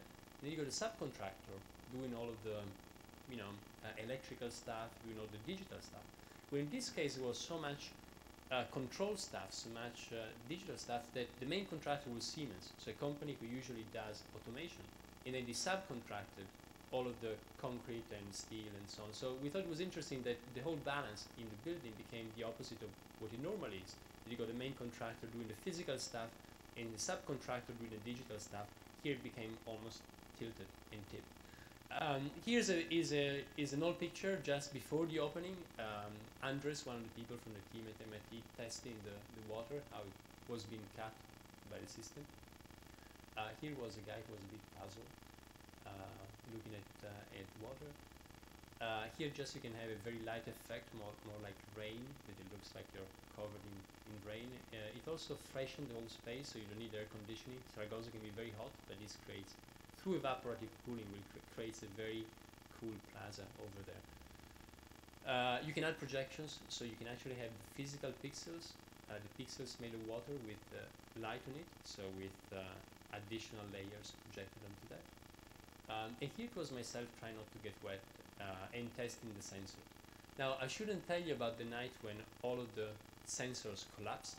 They were probably running Windows and Windows crashed, like my PowerPoint now. But actually that night was even more fun. Because the pavilion, the building, would still make a lot of cuts into the water. Then it became something different. Normally, you approach the pavilion and it opens up to let you in. But that night, there was all these cuts that were done in a random way, and people had to jump without getting wet. And then all the kids from Zaragoza, you find a lot of footage on YouTube, taken that night and the following night, going there just to engage with the pavilion in a different way.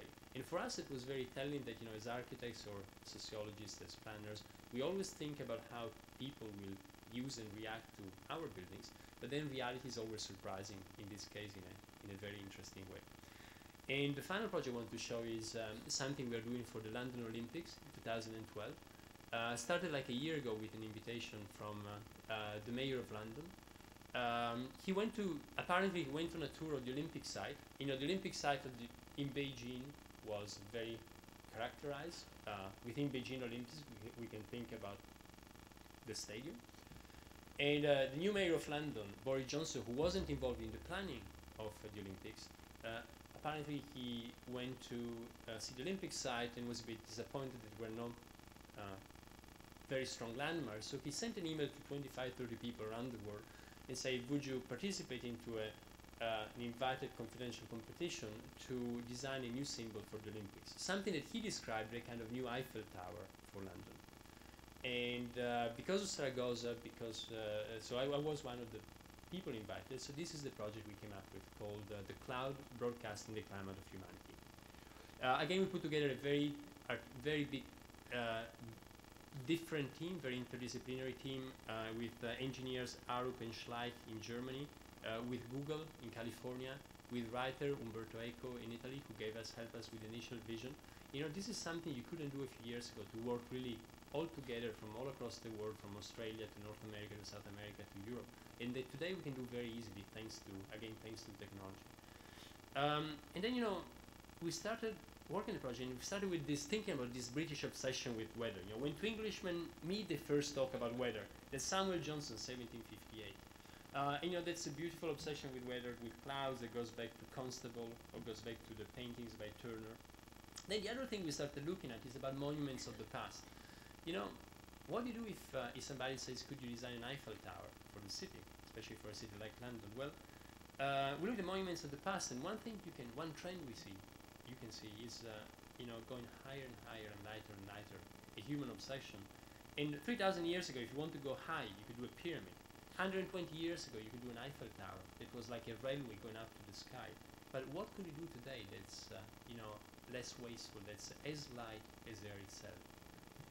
And then the other thing is that the most successful monuments of the past are really the monuments that capture the zeitgeist, the spirit of the time. So if you think about 1851, the Crystal Palace, that's what everybody considers as the first modern building in all of the histories of architecture.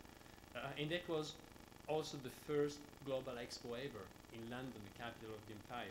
If you take the Nest in Beijing, beautiful building, the stadium, that's a nest, like the birth of the new China, that really captured the zeitgeist. But I also find the building a bit disturbing. It's beautiful, but it's a bit introverted, it's inward looking, it's about control. You know, what we do that sends a different message. It's not about top down, it's about bottom up. It's about outward looking, it's about being distributed. It's really, in the end, about the people. So the main idea for the project was putting people on the center stage, but physically, and you know, making each of us feel like everyday Olympians. Well, this type of thing we can do today. We couldn't do a few years ago. We got the materials, we got the membranes. These have been used now for a number of years, like ETFE, that's the water cube in Beijing, or that's the Eden project in Cornwall. And then so the main idea of the cloud is three very thin towers, like needles, into the sky, and then the cloud at the top. The idea that people can go up with a ramp. They go up, and there's a coming down through the elevator. They're actually giving back their own energy to power the cloud. So part of the cloud is powered by the people. People going up with their physical energy, raising their bodies, and as their bodies are coming down, in the same ways as the elevator has brakes, in the same ways that Toyota Prius, those brakes will regenerate energy and use it to power the cloud. Here's the entrance. When you approach a cloud, it's slightly secluded space at the entrance, and then you go up, and you know, the city starts opening up next to you, in front of you. You go up the ramp, and then you go the ramp and are under the cloud. You enter inside the cloud, and you know, the top of the ramp, and then you can move inside the different spheres with different kind of ecosystem inside the spheres, outside the spheres, with platforms in the middle, and moving between one and the other. Some of them fixed, some of them actually filled with hot air and moving free. The idea is that this would be an organically growing structure, so that I'll go quickly on this, but just, you know, has towers, foundations, spheres. Foundations are nothing special. The towers is actually something that Schleich, one of the engineers on the team based in Germany, developed for us. It's based on what he did. It's based on what he did in this tower in Stuttgart. If you remove the stairs, that's a 50-meter tower supported by a 50-centimeter pole, so it's really like a needle into the sky. And the way this works is that if you are an architect or an engineer, you got this tragedy that tension works very well, but compression doesn't work well because of buckling. So that's why you need columns are so thick and so massive. But then if you use a column, but you stabilize it with a cable neck, then you get around the problem of buckling, and then you can get something that's slender in compression. The spheres are something, again, some of them are compression spheres, a little bit thicker. Imagine looking a bit like Bucky Fuller's sphere in Montreal. Some of them are thinner, they are tension spheres, so like what Schleich himself did in Madrid. And some of them freely floating around, filled with hot air. Very easy to assemble both the tower and the spheres, and really to grow both horizontally or to grow vertically. The energy, as I was saying before, some of that, well, you will still need to get from photovoltaics, so you collect the energy, use little mirrors to concentrate it on photovoltaic cells to use them more efficiently and have this kind of subdivision effect in order to get to zero emission. All the energy you get is the energy you consume. So the whole cloud is powered in a renewable way. And the other energy of the people who go up, as I was saying, on the ramp, and then coming down the elevator will give back their own potential energy to the cloud. So you will feel yourself how much it is 1 kilowatt hour to walk all the way up and transform it into energy. Again, because of the people, we want this to be determined in terms of size by the people. The fundraising, or the cloud raising as we say, I think Obama showed all of us for the first time that it's no small change. If each of us gives a small contribution, that can be really a lot of change. And the only way we can address tomorrow's global challenges, anything from climate change to CO2 emissions, is actually if you're able to go from the digital space, from the self-organizing power of the internet, to the physical space. Over the past 10 years, we did the opposite. We went from the physical space back to the digital. And that's what Google and everybody else did.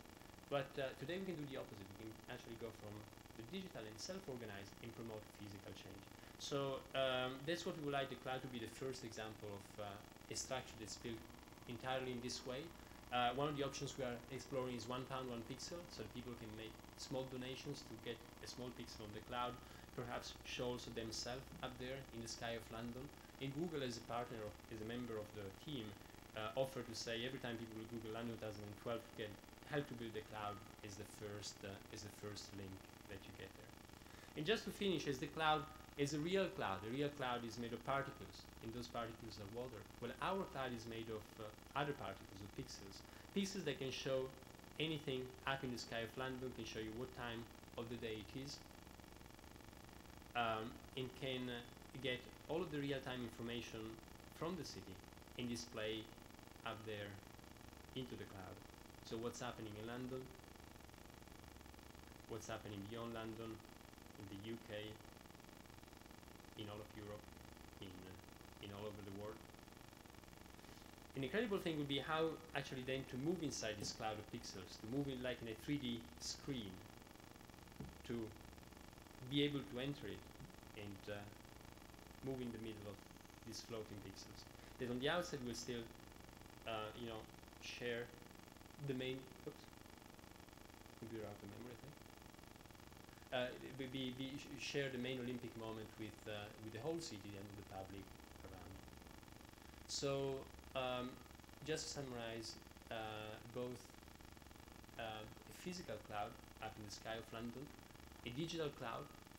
We'd like this to be also the torch. The torch of Atlanta uses much gas as 10,000 people for 2 years, I believe. So can we have a sustainable torch for the Olympics that just gets the energy it needs? A new kind of beacon for the night in London, but more importantly, a new type of experience for Londoners and everybody who will go. Thank you.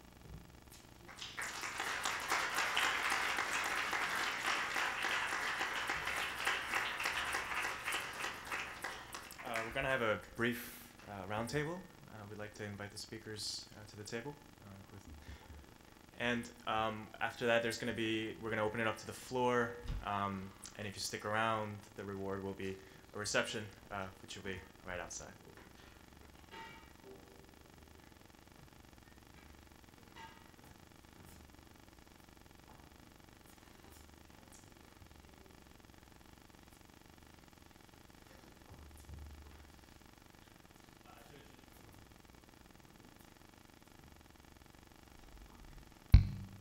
I should introduce myself. My name is Austin. Like Dan and Jeremy, I'm a UD student here at GSAPP. And also I'd like to introduce Mojdeh Baratloo. She's the head of the fall faculty of the Urban Design Studio this semester, and she's also been curating this ongoing series of public events about waste. I think I'd like to open it up with maybe a current event with an open question. We all voted yesterday, or at least many of us did. It was an election. And in New York City, we were given the opportunity to vote for the first time through a ballot initiative whether or not private waste management facilities should be mapped on the public New York City siting map, in addition to what's already there, which is the publicly owned waste facilities. Now, this is unprecedented because right now nobody knows where these facilities are. They don't know how the trucks get to where and how they come out of the system. And as a matter of fact, it was voted overwhelmingly to in fact make it transparent. So this issue of transparency and visibility and mapping reveals the issue of the mapping changes not only the design of the city, but also the design of the citizen, right? And in fact, we know corporations do this all the time. They're designing the consumer as quickly as they are designing the products. So in this future city, how does the role of citizenship itself change? How the participants and the consumers, and how does that affect the changes in the relationships between us and society and politics? Small question.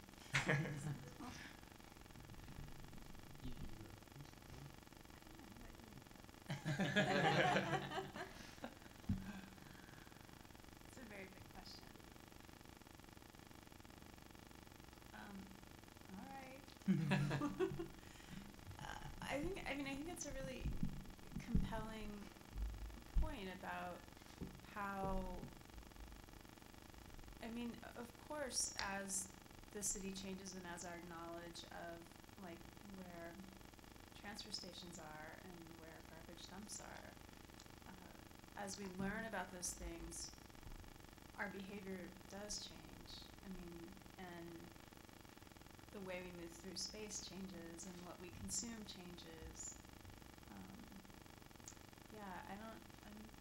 I'll try to. You started with data. Data is a crucial thing today, and data can be really a very empowering thing. Actually, since last year, data.gov in this country with the Obama administration a couple of years ago, and similar initiatives that are happening all across the planet, even in cities. London, we're working with this initiative that's what they're working. We've been marginally involved. That's opening up all the city data and sharing that with citizens. So that can really be empowering. Imagine, all this wealth of information that's shared with everybody. The other interesting thing is that this amount of information we are collecting is growing exponentially. We collected as much information from the beginning of civilization till 2003 as we collected from 2003 till 2010. So the amount of information we are collecting today is growing in an incredible way. All of that has potentially a very empowering, can be used in an incredibly empowering way by sharing with citizens. It is also something we need to look at very carefully. And let me make an example. This is one of the unintended consequences of the digital revolution. Nobody really anticipated it. If you go back to Nicholas Negroponte's Being Digital, 1995, or to all the books at the beginning, nobody really thought about it. But the point is that if you got something that you saved digitally, then you got something that's searchable and that doesn't decay. So today we are leaving zillions of digital fingerprints, and those fingerprints end up somewhere, and then can be searched, and will probably stay there forever. If you think about the most innocent thing you could do, that's taking a picture, well, nobody ever thought that taking a picture in the past was a problem. So you take a picture in a public space, in a private space, that picture will be printed, will be on paper, it will end up in a drawer, in your grandmother's drawer, and then after a few decades it will decay and nobody, will find it anymore. So, great. Now today everybody's taking pictures. A lot of pictures are going onto datasets, onto Flickr, onto Facebook, onto other databases. Some of them are searchable, can be indexed, and then it can become a problem. You might know that Switzerland is the first country that banned the Google car because they thought it was an invasion of privacy. Italy was actually the first country where there was an accident because somebody was there with an illegal lover, and the Google car arrived, and then the person was so concerned that might end up on the internet, captured on the internet forever with this illegal lover, and was hit by a car while running away. So I mean that becomes a problem. The fact that digital information is searchable and doesn't decay. So here it's and it's a very new condition for humanity in a certain sense. It's a very new condition because one of the very important mechanisms we used in the past, we have developed in an evolutionary way, is of forgetting some stuff. We want to move on. And how do you move on if you cannot forget anything anymore? Because everything is down there. You know, everything is being recorded and it can be accessed. It's saved and stored. All those fingerprints are there.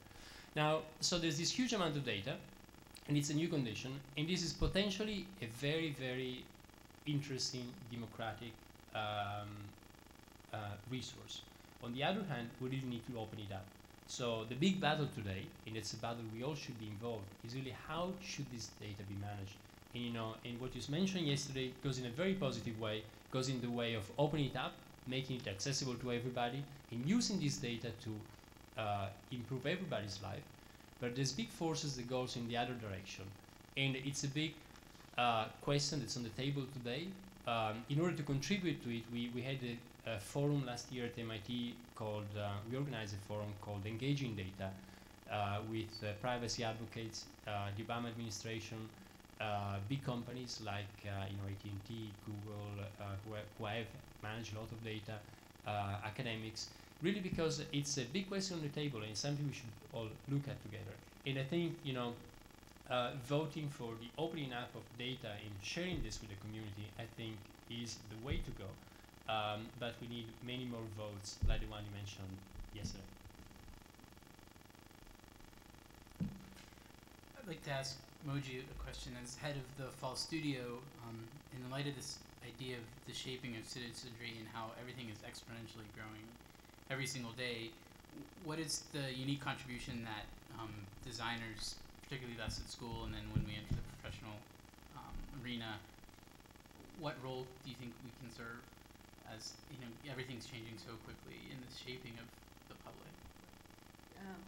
Definitely this is a challenge for all of us that try to construct studios and go through the process of educating the future generation in this topic. How do we keep up? And how do we introduce the infrastructure, the system, or ways of thinking beyond just learning how to use the technology to keep up with this very rapid change? Also, it's the question of how do we organize and design, in fact, the implementation of our ideas. Heather earlier on also talked about that. What are the systems we can put in place or as part of our design and strategy get engaged with, and how do we teach that in our studios? When we have a small group of research studios, focused lab, etc., I think similar to Carlo's team, maybe we can move much faster and more focused. When we have large group of students, we have over 50 students in our urban design program, the challenge becomes very interesting in a way because we do want to use the scale that we have. At the same time, we need to introduce methodologies, technology, layering, understanding how the complexities can be collectively help for us to put what we do within a larger context versus isolating, limiting point of view in order to produce projects. So we have a team of faculty. Having large team of students, we also can offer a team of faculty with expertise from many areas. As Carlo mentioned, this is becoming extremely critical these days. We have to have expertise to come in collectively for us to question some of these topics and address it. So we're really quite fortunate to be able to do this here at Columbia, and we definitely need to do it more. In this semester, which is our regional scale, it also gives us the opportunity to look at actually our region very carefully. So we try to work with communities and organizations in a very direct manner and bring data or information from the communities directly into the studio. But also we are beginning to discuss how to isolate different scales of operation that in fact urban design need to take over and discuss. As designers, we need to take over and discuss, but urban design just gives us another tool to really do it. Which again, the presentation tonight I think addressed very well from a small, relatively small community that takes on the challenge of living environmentally responsible and going through the process of how do you make that actually happen, how do you implement it, how do you organize it. So all the social, cultural dimensions that I think both of our speakers talked about comes in, and we try to bring it to our student studios as well, to looking at systems and discussions that in fact have a much broader impact, but ultimately comes down to designing one unit that does the job, and how do you take that. So for us, it's a question of designing how to design, and how do we communicate that to our students? How do we use our studios, in fact, as a model of designing? And then how do we communicate to our students so the students take charge of figuring out how to design? We would like very much to bring to discussion of the implementation to our studios. We're hoping that this type of responsibility we would like to bring into our studios can be carried out as professionals also in the professional world. So this is where we are, and struggling to figure out how to do it. Yeah, I want to pick up on this idea of systems, because I think what both presentations have in common is the idea of city as process. Right? On the one hand, you have this feedback loop, and on the other hand, you have Freiburg, which is the whole point is that there's no one policy, right? There's no one project, or it's an ongoing process. So for this new kind of city as process, what are the, what might be like the new infrastructures that we need, right? Like, so all of a sudden, a cell phone network is an integral part of the infrastructural underlayer of a city. But the cell phone was invented, when it was popularized, in the late 90s. So even that is changing right now. We have all sorts of new technologies. What might be the new kind of infrastructure for a city as process? Or in fact, does the city as process negate the necessity for large-scale infrastructural investment? Well, I think that you'll probably answer this quite differently. Carlo's really engaged in what's coming. You're really doing innovative stuff, and it's fascinating, by the way. What I do is really look at what's happening now, and in terms of infrastructure, I think it's crucial. You have to have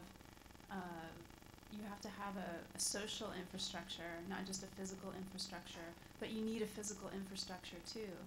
And one of the things that I see happening in the United States is there's a lot of, and this gets to politics and the social infrastructure, there's a lot of lip service being paid to environmental sustainability, but not a lot of actual infrastructure being built, and we need that. We need solar panels, we need wind turbines, we need, the kind of physical infrastructure.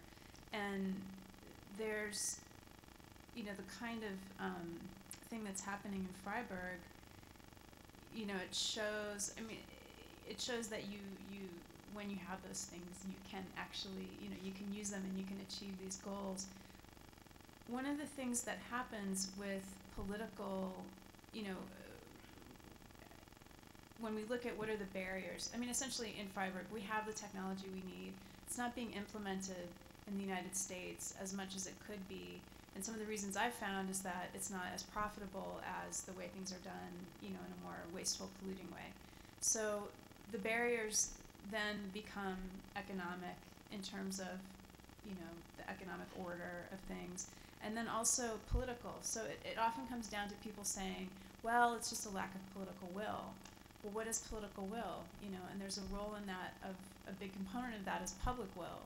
And so how do you start, redesigning cities to generate a different kind of public will, and so that it's not such an emphasis on the individual. There's more of an emphasis on how we work together, and that we do and we must work together. And a place like Freiburg does that. It puts people together, and it puts people together in new and different ways. Actually, surprisingly, I would answer exactly in the same way. I would say, the new infrastructure of the cities is the people. Or two ways to answer this question. One is the people, or there's no infrastructure. When you think infrastructure, the very term is about, I think you think about, all of these systems that are heavy systems in order to support life and to support the city or the urban, whatever you want, movement or urban life.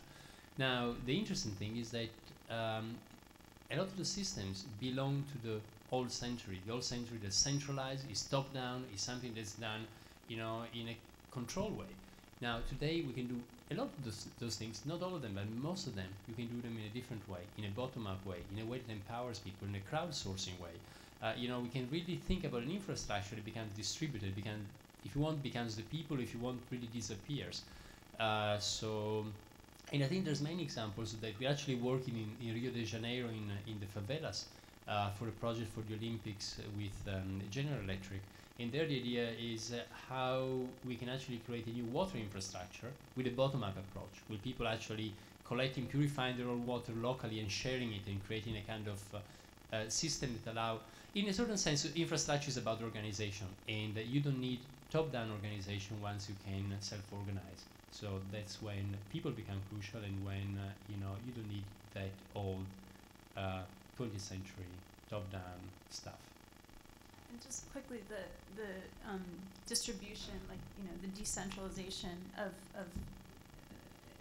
that Carlo's talking about. I mean, again, you see that in Freiburg, the power station that they have, the cogeneration facility, is not, that model is one that, it is necessarily decentralized.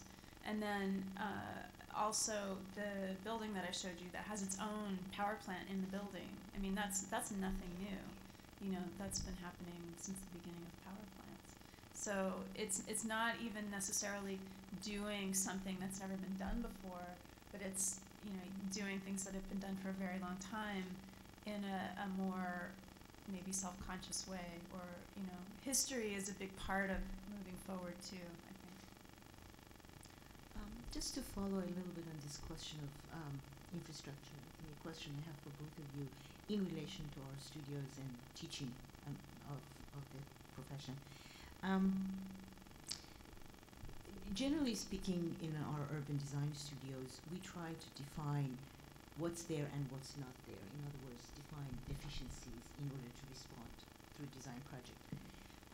This semester, the topic is waste and waste stream. So we literally start from at the bottom of the gutter, looking at, in fact, what's there, and move up, which had break it down right now to a level of individual, as well as level of communities and impact in communities, and then regional discussion, and then, of course, global, as we were looking at where all the waste goes, etc. So we're all over the map. Deficiencies are huge. The lack of infrastructure is at many levels, from individual up. I'm wondering if you have any suggestion, and both of you are in the business of looking at information and arranging the information in a manner that is understandable by others, right? You do it in a certain way, and you also make this information very useful through your process of analyzing, but also you collect data. You find ways to get that information, in fact, made available. Also, you give it a spatial form, which as urban design program, again, we really are committed to bringing the projects to a level of actual human experience. So it's very important for us to figure out as a faculty, how do we design the infrastructure of our teaching system to address this infrastructure of invisible and visible world. I'm curious what some of the deficiencies are that you found. You said you found a lot of deficiencies. In our waste system? Yeah. Oh, you cannot even talk about what is efficient about it. I mean, that's the problem. It's hard. It's easier to list what's really efficient about it. Obviously, as you mentioned, there is a lot of usage of materials. I mean, we just have to use. In this economy of growth, we continuously have to buy and throw away. In one of the earlier lectures you gave us, you talked about how it's embedded in the manufacturing industrial economy to, in fact, for us to continuously use things. And the consumers are, in fact, trained to be good consumers. which it changes when you move into the digital world, because in fact the notion of consumer changes. You interact with the universe in a very different way. I mean, just to build up on the last point, I think the last point is very interesting. Is about consumerism in a digital world, and it wouldn't be wonderful if what happens. If you go back to Thorsten Veblen, who first wrote about conspicuous consumption, how we use consumption as a way to differentiate, make ourselves different and show different things about ourselves to the others. Well, wouldn't it be great if we actually could take the same mechanism but turn it into something that's not wasteful? So if you throw away it that you don't need anymore to waste one washing machine per year or whatever, but you can do that just with bits. You're not polluting, you're not using very little energy. You can just do that, a lot of that in the digital space. And I think that is happening. Actually, it's happening. It's very interesting. It's very good news. Is the fact that people in Japan don't buy cars anymore, and but they will buy little things, and we use the conspicuous consumption mechanism is something that seems to be quite embedded in the DNA, and Veblen and all the others trace it back to very deep roots. So maybe we cannot eradicate that, but we can actually just do something that instead of keeping on consuming all of this physical stuff, all of these atoms, we can just turn into bits, and then it's still works, but it's much better for the environment, for all of that. So what do you mean by bits? Well, by bits, can you use actually your Facebook page? Can you use stuff that's online? Can you use the music you listen to? You don't need to buy a Ferrari anymore, but you can actually show do the same. Use the same mechanism through digital information that you show and you share with the community. So can you actually go from physical consumption to digital consumption? And I think that's a very good challenge, and I think that's a great challenge for architects. Can we actually promote this? Can we actually ourselves design system that allow the same mechanism to happen in a less wasteful way? Yeah, and I mean, I guess I have the analog correlation to that, which is just that redefining what is consumption, and what is, because I think a lot of people when they talk about environmental stuff, they're like, don't consume, we're just, we're greedy and we want everything now, and and this kind of thing, and that's just human nature. And there are some aspects of that that are part of human nature. I mean, we do have desire, and we do have sensual, we seek sensual gratification and things like that, but there are so many ways that we can meet those needs and desires, and I think it's so important to to value that. And I just think so often it gets all of that, the baby gets thrown out with the bathwater when you're talking about reducing consumption and more efficiencies and conservation and things like that. There's so much. I can't remember if I talked about this the first time when I spoke last time, but I think there's a lot of ways that we can start to pull apart growth, which is our standard of living and our well-being currently is defined based on the growth of our economy. And when our economy isn't growing, as is happening right now, people's quality of life, their livelihoods decrease. And I think that it could be really useful to pull apart, to separate out growth from development. I could call it development, or the kind of livelihood that we have. I think that we can have a very good standard of living in an economy that isn't predicated on growth, the kind of growth that we have right now. And doing that, I think, could open up a lot of room to create new kinds of satisfaction without the destruction that so often comes along with those. I think at this point we'd like to open the discussion up to the audience if anyone has some questions.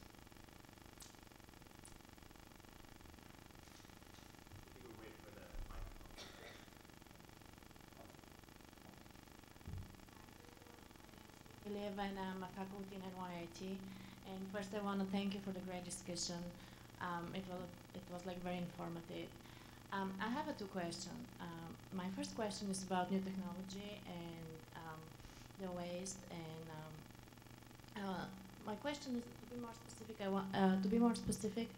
I want to ask you about: do you think that the new technology of transforming waste into the alternative fuel will have a big impact on the city?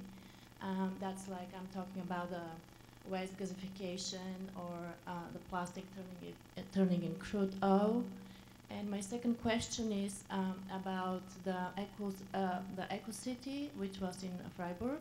I'm very interested in the bottom-up approach, and I would like just if you can elaborate a little bit more on this bottom-up approach, and when exactly does the professional planners come onto the table?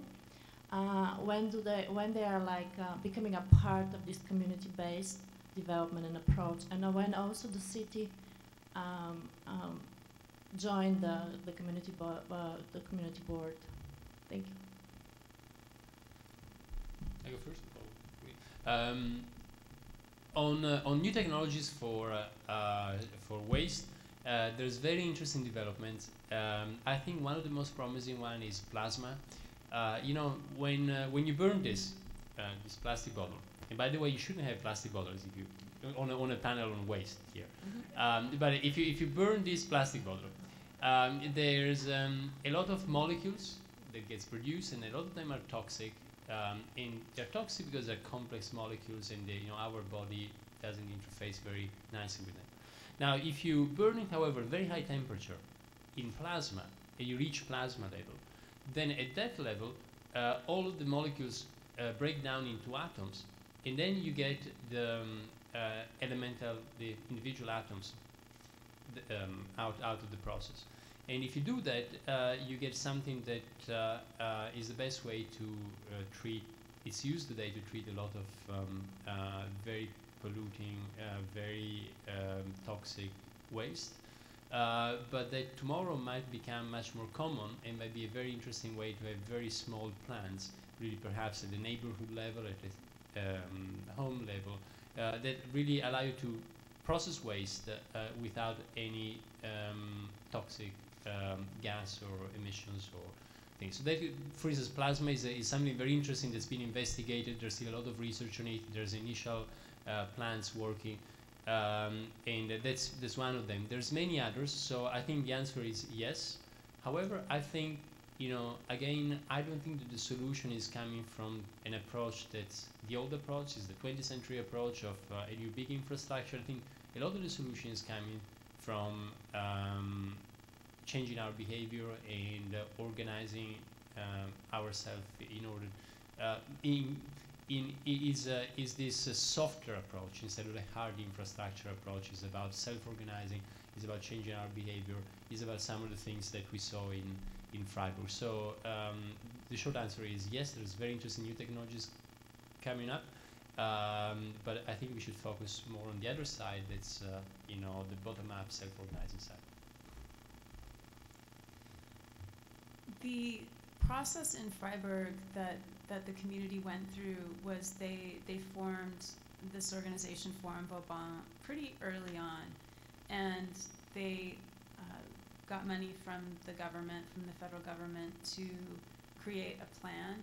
And as they were doing that, from what I understand, they consulted with professional planners, but really the community, played the biggest role in coming up with this plan. Now, you've got people who are physicists, engineers, biologists, architects involved in this process. So they already, they are professionals in terms of having a knowledge base to do this. They have worked with the city, in various capacities on and off through, for the last 15 years. So it's very much a give and take process. And what else did you want to know? Was that it? Yeah.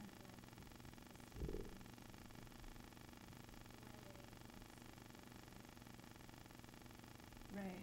Yeah, there's different times, like when they first started establishing Vauban, the mayor was totally opposed to it.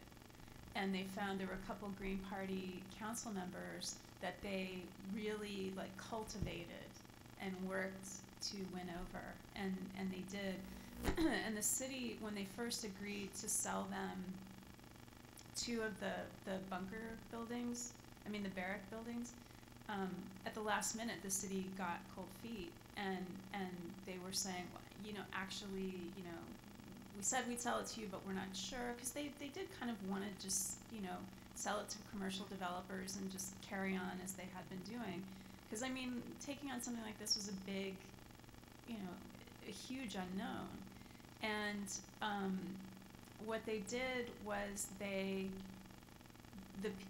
people in Forum Vauban, which was just then forming, they moved into the buildings. And they said, you said you were going to sell them, so you are going to sell them, so they had to pressure in that way.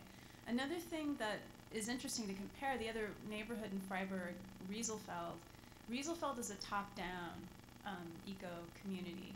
So the city came in, and again, it was municipal land. The city came in, it was actually the sewage dumping site. This is fascinating. It was the sewage dumping site, and the name Rieselfeld means like sewer field, and they didn't change the name. This totally cracks me up. But anyway, so they, Rieselfeld has, can you imagine saying, I live in sewer field? I live in the sewer field neighborhood. Anyway, so there's 10,000 people living there, so it's bigger. And I met the guy who planned it, and he is like, just a total egomaniac, of course. He's like, he was about to retire, and he was just like, this was my, great creation. And as a result, it's not as dynamic of a place. And people, I met people who live there. I met a truck driver and his family, and I met a guy who's an accountant, and I met a teacher, and that place is much more of just like a place to live, it's not as much of a community, and there's a lot more cars, and it's, there's a lot less of a drive to pay close attention to what happens on a day-to-day level, on a social level, economic, environmental. So I think that's an interesting comparison, and there's a kind of rivalry between the two. So, if I could follow up really quickly, I remember in your first lecture we talked a little bit about the stigma of trash, and when that switch happened, when the rag pickers were accepted in New York, and then when it became, you don't even want to reach in your own trash bin sometimes. So I'm just curious, in all of our research and field trips, we've looked at waste to energy, and there's such a stigma, no matter how many facts can be touted as to how clean it might be once the air is released. It's interesting to observe that this uses biomass in the form of wood chips, and I'm just wondering, in your estimation, if that's more acceptable to the community, if rather than burning something that we view more as trash. You think of burning wood, it's a fireplace. It's not, you're not burning the trash that you would normally throw out. Do you think there is a mindset that's more easy to accept the burning of the wood chip than it would be, as opposed to burning waste, like things you would normally throw away?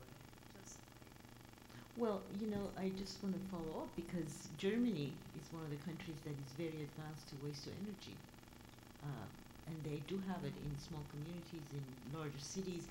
They build communities around these plants, and because the communities directly benefit from it, it's actually quite popular and is in demand. There's a discussion now that is quite clean. Again, this needs to be understood better. Well, it's fascinating because, you have, in developing countries, you have development projects coming in and saying, these people are, burning, they have these, wood-fired cook stoves, and we need to, get them gas or whatever. And then now suddenly burning wood is environmentally sound, I just find that amusing.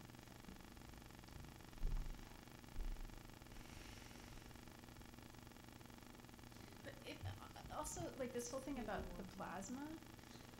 I mean, I think that's important. That you, if you can really get rid of toxics, and that makes a really big difference in terms of getting energy and getting energy from burning materials. I mean, the first incinerators were waste to energy. A lot of people, think that that's a new thing, but it's not. So seems like there's a lot of potential. My question's sort of about like crowdsourcing and behavioral mapping, and I guess like active participation versus like passive. And do you see like there being like a tipping point as to the amount of information or sources people can actually interface with? And do you see it as an evolving thing? Like people are able to interact with and contribute to a wider array of data now, or ongoing as they were to in the past, with some of the studies that you've done. Yeah, well, I think you need to probably to look at collecting data and using data. So it's two different things. On collecting data, on sharing this data, as you say, there's some of that is passive in the sense that we just by doing what we are doing, we are leaving traces and contributors to data that's going somewhere.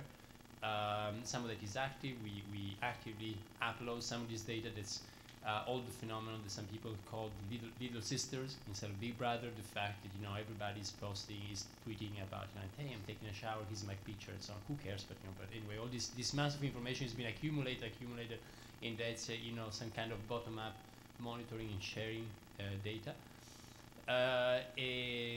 So over there, I don't see, in a certain sense, I believe that's going to continue because networks have been deployed, sensors are becoming cheaper and cheaper. I can put them to trash these days, and people can, keep on sharing more and more of the data they have. So that's on the collection side, on the contributing side.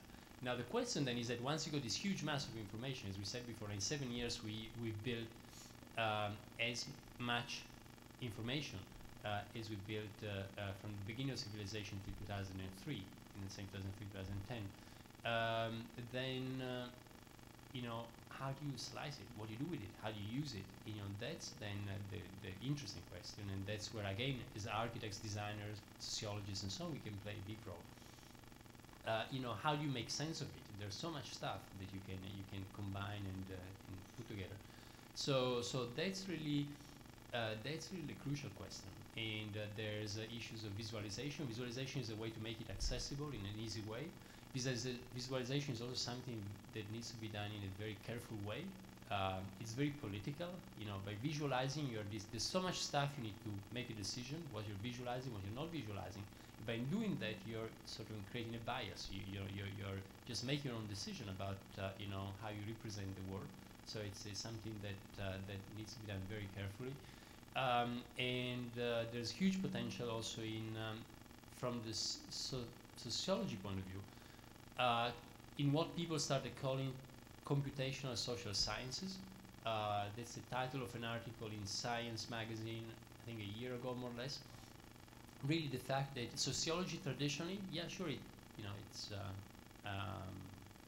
called like a science, but if you think of science as something where you have a lot of numbers, a lot of experiments, a lot of data you can really use, the social sciences are called as sciences, but we're not using exactly the scientific. Today, for the first time, we can actually have this huge amount of data we can use to analyze problems in the social sciences in the same way we would analyze problems in physics or in some of the other hard sciences. And this is the idea of computational social sciences.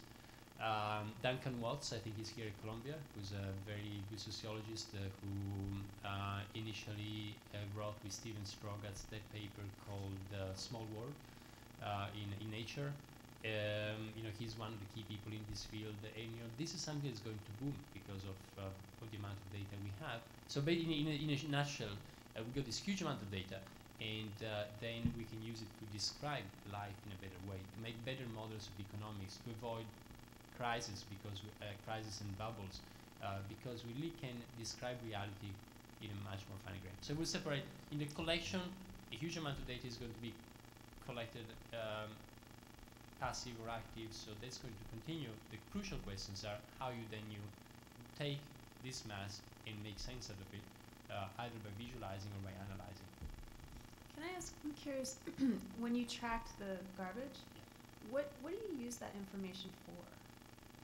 Well, well, as in the same way as when you we're saying when you go to a hospital and they put a tracer in your blood and you follow it, you understand the metabolism of the body and things, where you got a problem. In the case of trash, you try to do the same in the scale of the city. So one of the questions you can ask, and we are asking, it's still in progress, the papers are about to come out, but one of the questions is, can you actually remove it more efficiently? So put less energy in moving all this stuff. You saw that of those 3,000 pieces of trash, how some of them went from Seattle to Florida to California. I mean, they moved all across the United States, especially when you look at, that's what Jeremy was showing at the beginning as well, especially when you look at e-waste or special waste, it moves really a lot. So the first question you can ask, can you actually have a more efficient way of moving all the stuff? There's a huge amount of energy that goes into that. The other question you can ask is, is it always beneficial to recycle? Because sometimes you put more energy than what you get in the end. So if you take an old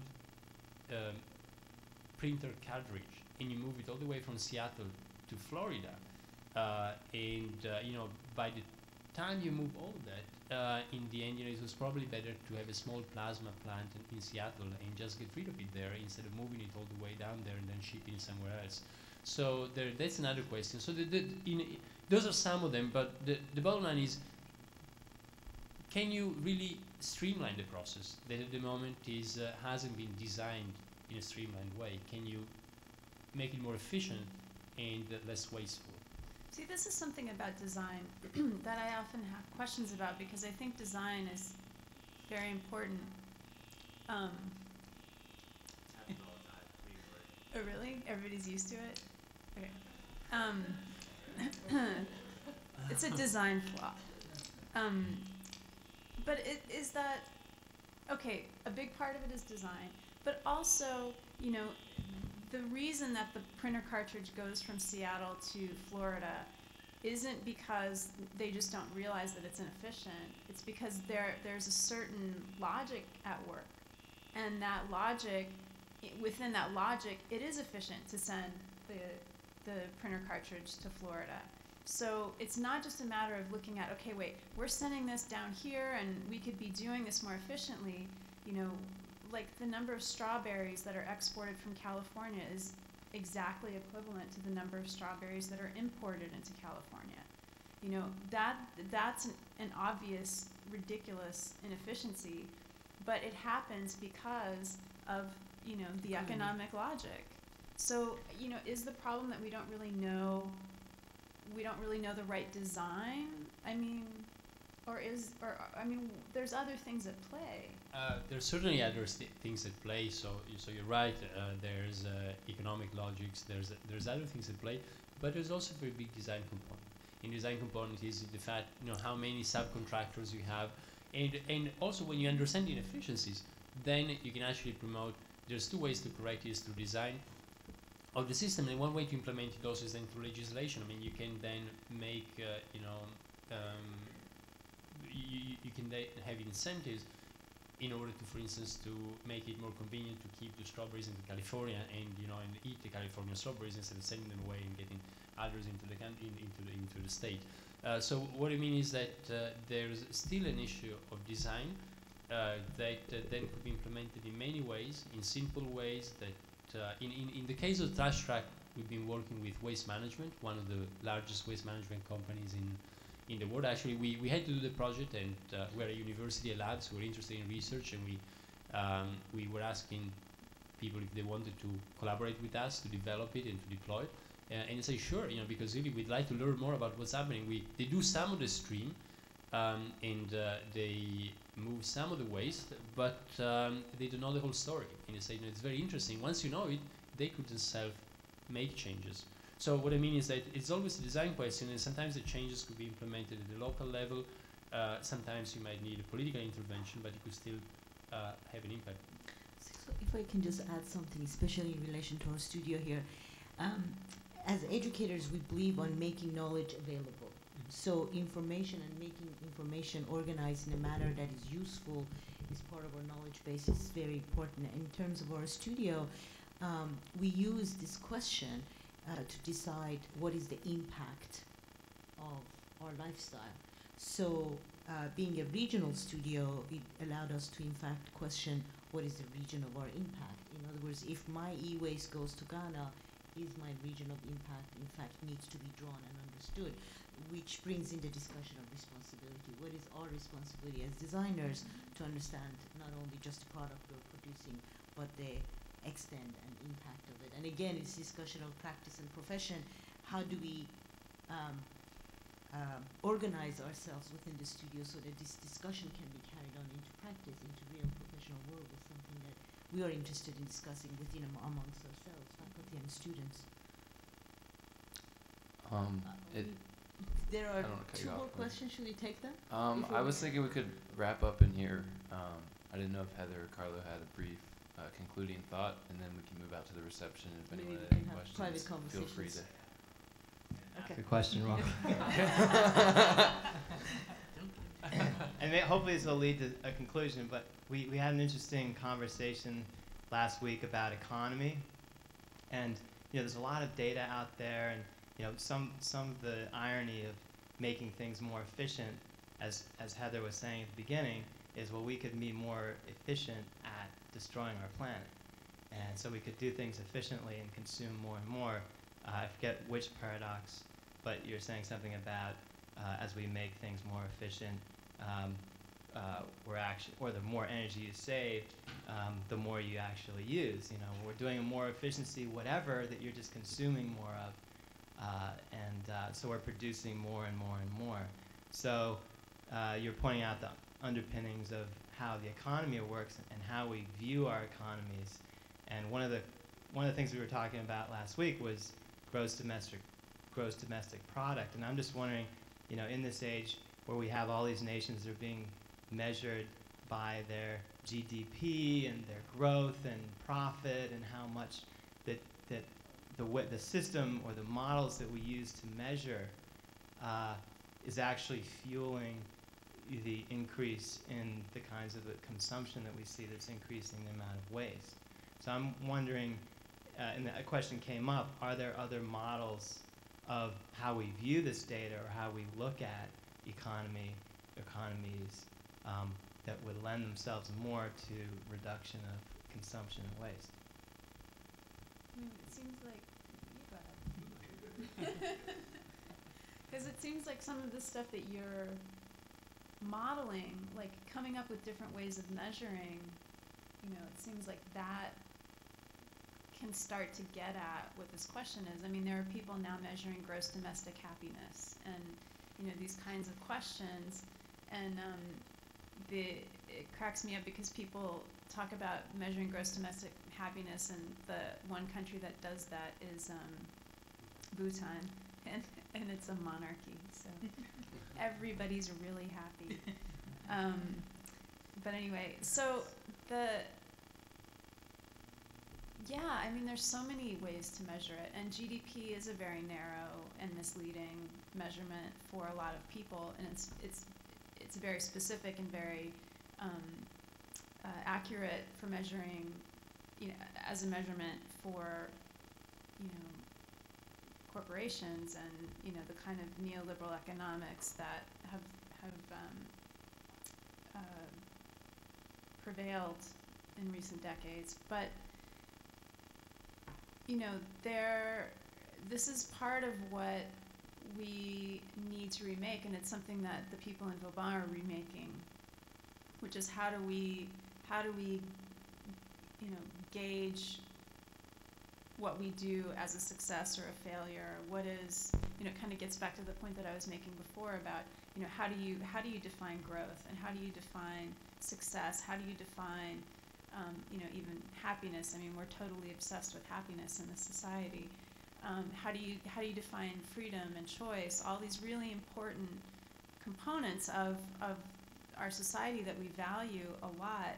And like, you know, the question of choice, when you tell people that we need to consume less because we do, that's how we're going to cut our CO2 emissions. That's how we're going to, you know, mitigate the kind of damage that's already being done with the loss of the ice sheets and the glaciers, and the social and environmental impacts of that is, you know, we need to produce less CO2. We need to pollute less. We need to produce less garbage. And it's not something that we are just going to do as individuals, because we need to have those choices, and we don't have those choices right now. We don't have enough of those choices. And when I say that, I often hear, you know, this kind of response that, well, you know, if you tell us that we can't consume as much, then we're going to suffer. Our comfort level will go down, and our standard of living will go down. And one thing that I noticed in doing the different research that I've done is that, you know, if you look at the choices that we have now under, you know, the kind of free choice that we're supposed to be getting, is, you know, something like 90% of the food we eat contains corn. That's a massive elimination of choice. You know, the dying species on the planet are a massive elimination of choice, if you could, you know, define it in different ways. So there's a huge elimination of choice that is the result of measuring, you know, GDP, and having an economy and a political system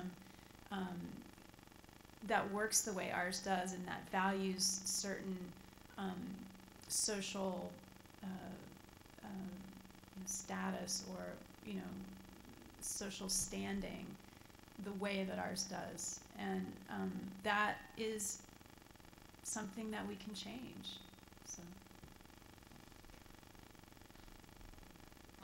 I'll say just a couple of things very quickly.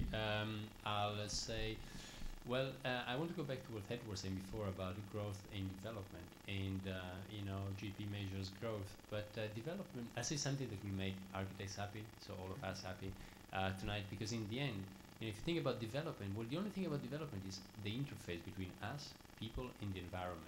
That's, you know, that's what changes, what creates development. And redesigning that interface is that interface that gets redesigned.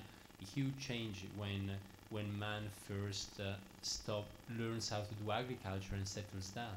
And then 7,000 years ago, when cities appear, they didn't exist before, and then they appear, and that's, you know, redesigning the interface and bringing people together and making them more social and involving and creating many other things. So in the end, really, the real progress in a certain sense is the one we can do by redesigning the interface between us and the outside environment. So that's our role of architects, designers, and planners. And just to finalize, my final point is, in the same way as many of our projects use crowdsourcing, we really believe in it. So if any of you is interested in contributing or being involved or so, send us an email. There's on the website, there's all the contacts, and it would be great to get comments, feedback, or having you involved. Thanks. I just wanted to thank everybody for coming, and maybe we could continue this conversation outside. Thank you.